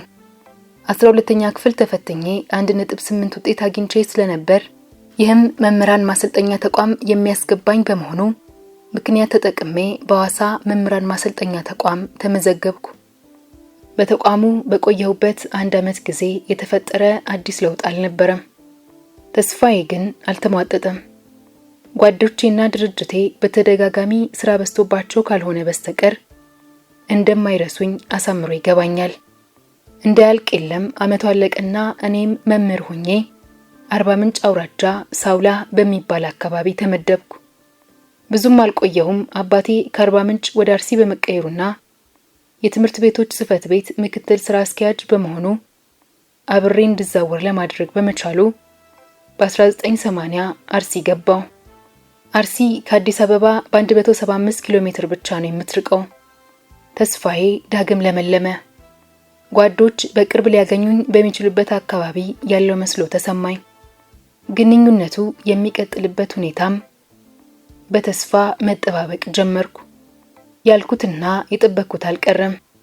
ከትግሉ ሜዳ የመጀመሪያ ደብዳቤ ደረሰኝ። ደብዳቤዋን ደብቆ ይዞ የመጣው አጎቴ ከጫማው ሶል ውስጥ ፈልቅቆ ሲያስረክበኝ ምን አይነት ደስታ እንደተሰማኝ መገመት አያዳግትም። ግንኙነት ለምን እንደተቋረጠ ሳትገምቼ አትቀሪም። ደርግ የትግራይን ተወላጆች በመደዳ ያሰረበት የ1976 ሁኔታ ግንኙነቱ እንዳይቀጥል አንድ ምክንያት ነበር። እሱ ብቻ አልነበረም ምክንያቱ። በቀጣዩ ዓመት በ1977 የተከሰተው የድርቅ አደጋ ያስከተለው ጫና ቀላል አልነበረም። ሁሉንም የድርጅታችንን አቅም የሕዝብን ሕይወት በማዳን ላይ እንዲያተኩር አደረግነው። በዚህ ምክንያት ነበር ግንኙነቱ ሳይቀጥል የቀረው። አሁን ሁኔታዎች ተቀይረዋል። ትግራይ ውስጥ ያመዘነው ድል ምን ያህል ከፍተኛ እንደሆነ ተከታትለሹ ይሆናል። በሁሉም መስክ በድል እየተረማመድን ነው። ግንኙነቱን ለመፍጠር አመቺ ሁኔታ ተፈጥሯል። ስለዚህ ያለሽበትን ሁኔታ በዝርዝር ጻፊልን። ይሄ እንደገና እንደመወለድ ነው። በደስታ ብዛት የሚይዘው የምጨብጠውን አጣው። እንደተባልኩት ያለውበትን ሁኔታ የምትገልጽ ደብዳቤ አዘጋጅቼ በመጣልኝ አኳኋን ባጎቴ ጫማ ሶል ውስጥ አስገብቼ ላኩኝ።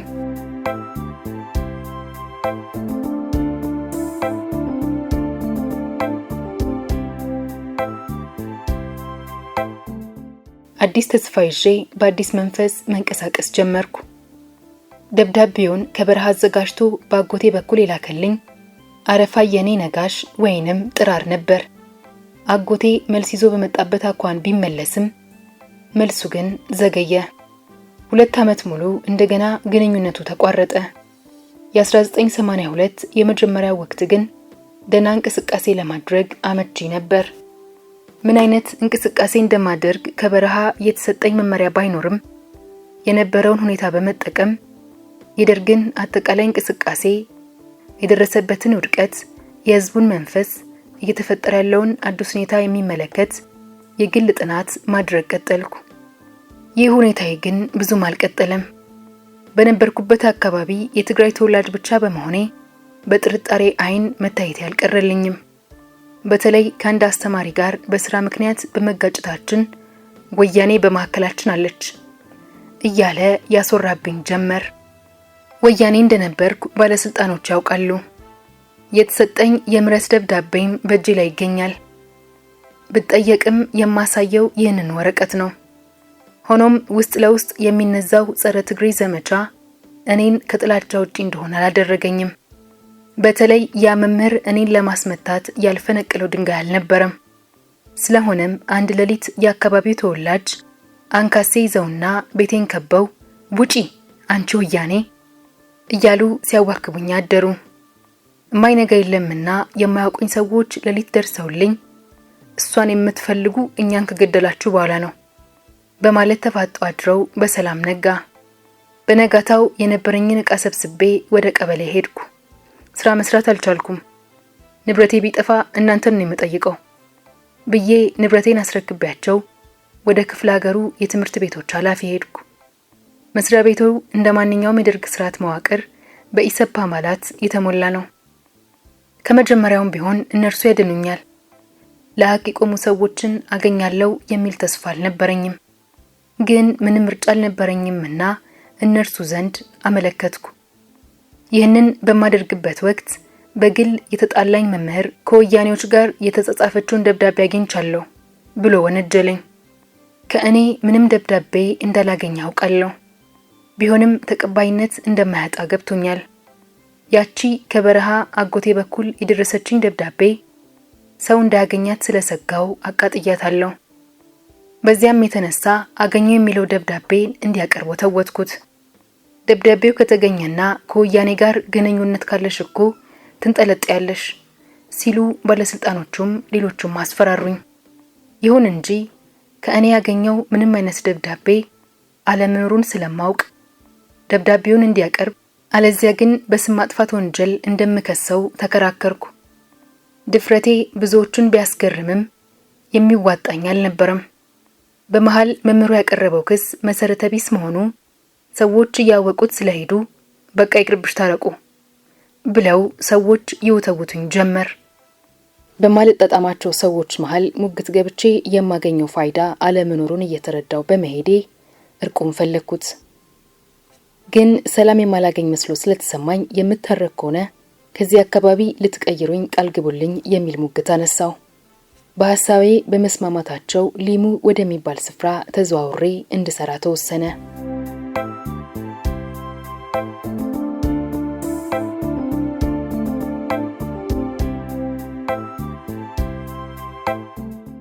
ሊሙ ትንሽ ከተማ ነች።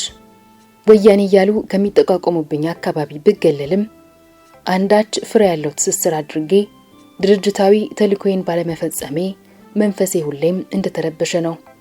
ነጋ ጠባ አንድ ቀን ግንኙነት እፈጥር ይሆናል እያልኩ ብጠብቅም ምንም የተፈጠረ አዲስ ነገር አልነበረም። በዚህ ሁኔታ 1983 ተጋመሰ። በአጠቃላይ የሀገራችን ሁኔታ በፍጥነት እየተቀያየረ መጥቷል። የድርጅታችን ድል ከጊዜ ወደ ጊዜ እየሰፋ መምጣቱ ይፋ ሆነ።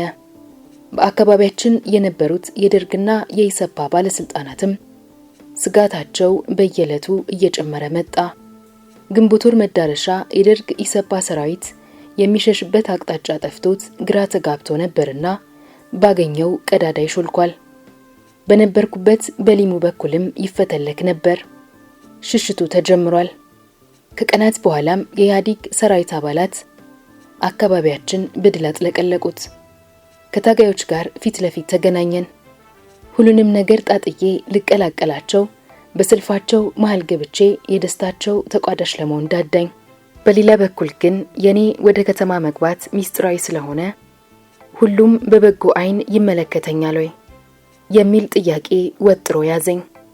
ያን ብቻ ሳይሆን ከኔ ወደ ከተማ መውጣት በኋላ ድርጅታችን በሰው ኃይል እየፈረጠመ ስለመጣ የማውቀውንስ አገኛለሁ ወይ ለሚል ጥያቄ መልስ ላገኝለት አልቻልኩም። በሌላ በኩል የአባቴ ጉዳይ አለ። አባቴ እስካሁን ድረስ ከድቼ መግባቴን ነው የሚያውቀው። የኢህአዴግ ሰራዊት የፋሽስቶችን ሰራዊት ድል አድርጎ መግባቱ አባቴን ቢያስደስተውም የኔን ጉዳይ ግን እረፍት የሚሰጠው አልነበረም። ልጄ ትታሰራለች የሚል ከፍተኛ ስጋት ነበረበት። ይህንን ስጋቱን ደጋግሞ ገልጦልኛል። እኔ ግን ሚስጥሩን አልነገርኩትም። በዚህ መሃል አባቴን የሚያውቅ አንድ ታጋይ ከአባቴ ጋር ይገናኛል። ታጋዩ የኔን ሁኔታ ሲጠይቀው መኖሩን አለች ግን በቅርብ አትገኝም የሚል መልስ ይሰጠዋል። እንዴ መምህር አዜብ ታደሰ? አዜብን እኮ እኛ ነን የላክናት እንጂ ከርታ አይደለም የመጣችው ሲለው ብዙም ባያምነውም ያለውበትን ጠቆመው። በዚያን ሰዓት እቤት ውስጥ ቁጭ ብያለሁ። የኢህአዴግ ሰራዊት አባላት ግን ከተማውን ሙሉ በሙሉ ተቆጣጥረውት በየቦታው ይንቀሳቀሳሉ። ይህን ትዕይንት በዓይኔ ማየት ወደር የሌለው ደስታ ቢሰጠኝም ሆዴን ባርባር እያለኝ እቤት ውስጥ የሚፈልገኝ ሰው እንዳለ ተነገረኝ። ስለሚያጋጥመኝ ሰው አላሰብኩበትም። የፈለገኝ አረንጓዴ መኪና ያዘና መነጽር ያደረገ ታጋይ ነበር።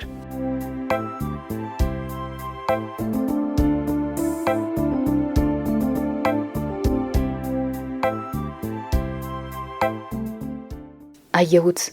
ወዲያው ልለየው ግን አልቻልኩም። ፈገግ አለ። ፈገግታውን የማውቀው መሰለኝ። ግን አሁንም አልለየሁትም። መነጽሩን አወለቀ። ኡኡታይን አቀለጥኩት። እስኪወጣልኝ ድረስ ተንሰቅስቄ አለቀስኩ። እንዲህ ታደርገኝ ብዬ ወቀስኩት። እሱም እንባ ባቀረሩ አይኖቹ አትኩሮ ተመለከተኝ። ያ ጓድ ሀየሎም ነበር። ሀየሎም አራያ። አዎ የሀየሎም ስብዕና ምን እንደሚመስል እንደገና መላለሽ ያየሁት። የአርሲን መሬት ከረገጠ ጀምሮ የትግል አጋር ያለች ብሎ ሲያፈላልገኝ ሰንብቶ በመጨረሻ አገኘኝ። እንደ ትግል ጓድ፣ እንደ ወድም፣ እንደ ታግሏት ታጋይ፣ እንደ አባት የሚቆጣጠር ታጋይ ነው። በዚያ አጣዳፊና አስቸጋሪ ሰዓት እሷስ ማን አላት? ለምን የድሉ ተቋዳሽ አትሆንም ብሎ ነበር አፈላልጎ ያገኘኝ። አባቴ ይህንን ድራማ ከርቀት ይከታተል ነበር። የኔን ከርቶ መምጣት እንጂ ሀየሎም የነገረውን አላመነም። እስከ መቼ ተደብቃ ትኖራለች? ገሃድ ወጥቶ እንደ ፍጥር ጥሯ ትሁን። ስራዋ ያውጣት ብሎ ነው ለሀየሎም የጠቆመው እንጂ ልጄ አሁንም ታጋይ ነች ብሎ አልነበረም። ቀርቦን እንደ ጉዳየን። አዜብ አታልቅሺ፣ ለምን ግንኙነታችን እንደተቋረጠ ሳታውቂ አትቀሪም። ይሄ ደግሞ በትግል ውስጥ የሚያጋጥም ሁኔታ ነው። ስለሌላ ሁኔታ ሌላ ጊዜ በሰፊው እንጫወታለን። አሁን ግን ዝም በይ እያለ ሀየሎም ሲያጽናናኝ አባቴ አላመነም። ልጁ መሆኔንም ተጠራጠረ። ሀየሎም አጽናንቶኝ ሲለየኝ ምንድነው እየሰማ ያለው አዜብ ብሎ ጠየቀኝ አባቴ። እንደምትሰማው ነዋ አልኩት። ለሚስጥራዊ ስራ ነበር የመጣሽው? አዎን። ታዲያ ለምን አልነገርሽኝም? የድርጅት ሚስጥር ሌላ፣ አባትነት ሌላ አልኩት። እኮ እንዴት? ምንም እንኳን አባቴ ብትሆንም ድርጅቴ የሰጠኝን ሚስጥር ላካፍልህ የሚያስገድደኝ ሁኔታ አልነበረም። የድርጅትን ሚስጥር ሌላ አሳልፎ መስጠት ከፍተኛ ዲሲፕሊን መጣስ ነው አልኩት። ለአባትም እንደዛ ነው አባዬ ስል መለስኩለት። ከዚያም በእቅፍ ውስጥ አስገብቶ ያጽናናኝ፣ ከባድ ነገር ነው አዜብ፣ ከአቅምሽ በላይ ነው የተሸከምሽው። ግን ኃላፊነቱ እንደዚህ እንደሚያደርግ ይገባኛል። የገዛ ልጄ የሁለት ዓለም ሰው መሆንሽ ግን ገርሞኛል በማለት በአድናቆት ተመለከተኝ። እንዳልኳችሁ እኔ ከትግሉ ሜዳ ከራኩ ቆይቻለሁ። ተልእኮዬም በተፈለገው መልኩ አልተፈጸመም። ቢሆንም አጥጋቢ ላይሆን ይችላል። ይሆናሉ ብዬ የገመትኳቸውን ምክንያቶች ነግሬያቸዋለሁ። ቢሆንም አጥጋቢ ላይሆን ይችላል። እኔም እናንተም እርግጡን ማወቅ ይኖርብናል። ግንኙነቱ በእርግጥ ለምን እንደተቋረጠ ማወቅና መስማት አለብን። ከኔ በበለጠ ዝርዝሩን ታጋይ አይረፋይኔ ነጋሽ ወይንም ጥሩራ ያውቀዋል።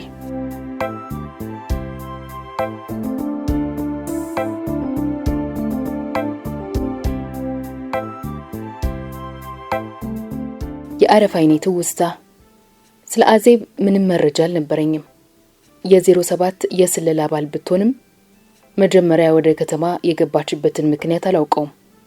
እንደ ማንኛውም ከጂ ከርታ ሄደች ነው መሰለኝ። አዜብ እንዴትና ለምን ከተማ እንደገባች ያወቅኩት በ1980 ነው። መጨረሻ ላይ ሁኔታውን ያጫወተኝ ሀየሎም አራያ ሲሆን የ1980 ድሎቻችን እንደተመዘገቡ ከአዜብ ጋር ግንኙነት እንዲፈጠር የከተማ ሚስጥራዊ ስራዎችንም እንዲከናወኑ ተወሰነ። የ1980 ድሎቻችን ከተመዘገቡ በኋላ ግን ግንኙነቱ መቀጠል እንዳለበት በሀየሎም ተነገረኝ። ያኔ አክሱም ከተማ ነጻ በመውጣቷ ስራዬን የማከናውነው እዚያው ከተማ ውስጥ ሆኜ ነበር። ስለሆነም አክሱም ከተማ ውስጥ አዜብን የሚያውቃት ሰው ማፈላለግና ግንኙነቱን መቀጠል እንደ አዲስ ስራ ይዤ ስንቀሳቀስ አጎቷን አቶ ፍስሐ ገብሩን አገኘው። ስለ ሁኔታው ሳወጋቸው ተነሳሽነታቸው ከፍተኛ ሆኖ አገኘሁት እና አዜብ በጊዜው በመምህርነት ተቀጥራ የምትሰራ መሆኗን አውቄ ደብዳቤ ጻፍኩላት።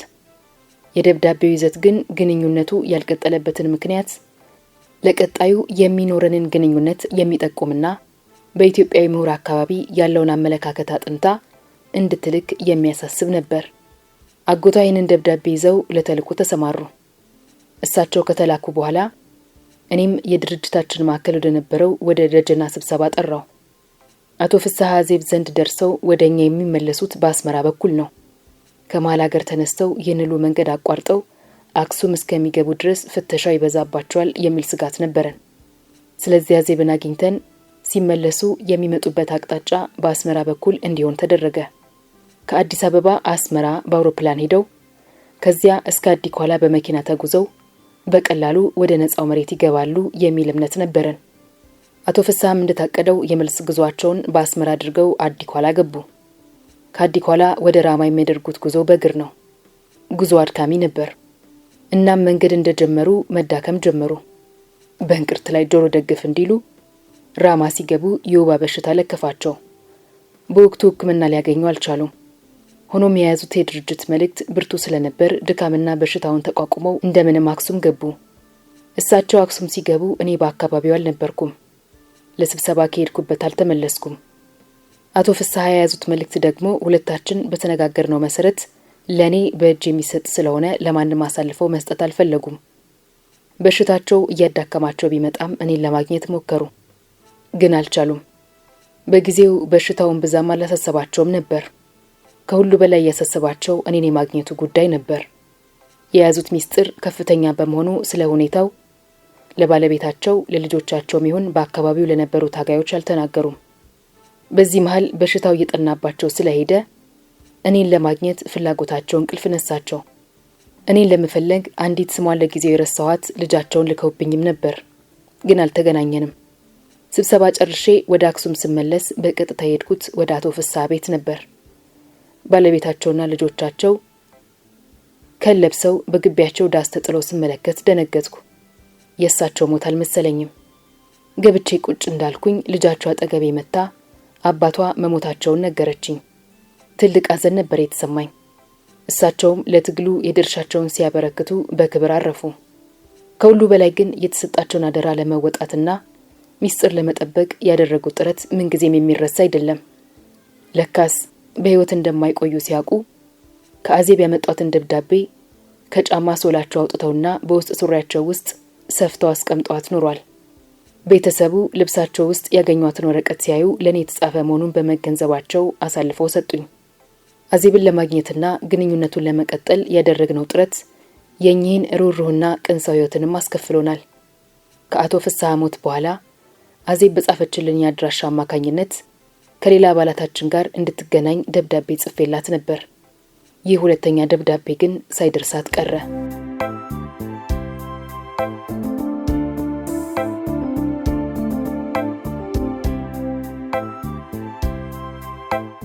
ግንኙነቱ በምንም መልኩ ይሁን በመቋረጡ በጣም ቅሬታ ተሰምቶኛል። ግንኙነቱ ባለመፈጠሩና ድርጅቴ ከኔ የጠበቀውን ተልዕኮ ባለመወጣቴ የፈጠረብኝ የመንፈስ ቁስል በቀላሉ የሚሽር አይደለም። የበረሃ ኑሮን ሳልጠግብ ለትግል ወደ ከተማ ገብቼ ቁም ነገር ሳልፈጽም በመቅረቴ በጣም ይሰማኛል። ከተማ ውስጥ መኖር ለኔ ትርጉም አልነበረውም። ድርጅቱ ውስጥ ሆኜ ምንም አይነት ችግር ቢገጥመኝ የሚሰማኝ ነገር አልነበረም። ከተማ ውስጥ በብቸኝነት ታጥሬ የልቤን የማጫወተው ሰው እንኳን አጥቼ መኖር ገሃነም ሆኖብኝ አሰቃይቶኛል። አሁን እድሜዬ ወደ 30ው አጋማሽ እየተቃረበ ነው። በእነዚህ ዓመታት ውስጥ ብዙ ነገር አይቻለሁ። የሰማዩን አላውቅም። በምድሩ ግን የትግል ኑሮን የመሰለ ጣፋጭ ነገር የለም። ግንኙነት ባለመፈጠሩ የደረሰብኝ የመንፈስ ህመም ቀላል አይደለም። ይሰማኝ የነበረው ናፍቆት፣ ብሶት፣ ብቸኝነት ከቋጥኝ የከበደ ነበር። ወደ ከተማ ከገባው በኋላ በድርጅቱ ውስጥ ጋብቻ መፈቀዱን ሰማሁ። ይህ ለኔ አንድ ልዩ ሁኔታን ነበር የጠቆመኝ። የልቤን ባልነግረውም በተወሰነ መልኩ ከጎኔ ሆኖ የሚያጽናናኝ ሰው መፈለግ።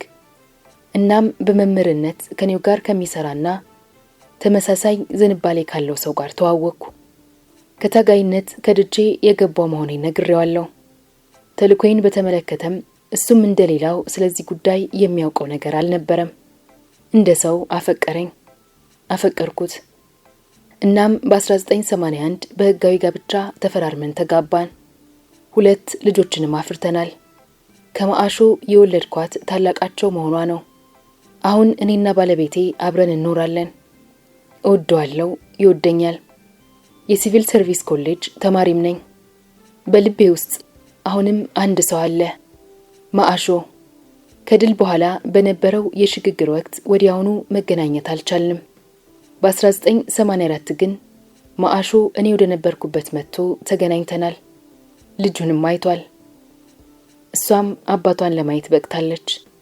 እንደ ማንኛውም አባት የልጁን ጸጉር እያሻሸም አጫውቷታል። ግን ምን ያደርጋል?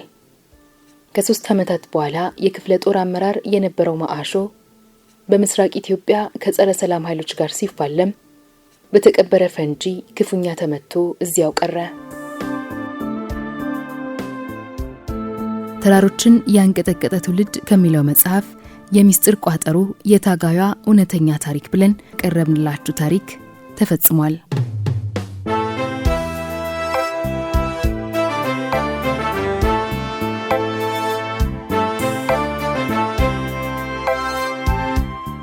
የዛሬ ታሪካችን እንዴት ነበር?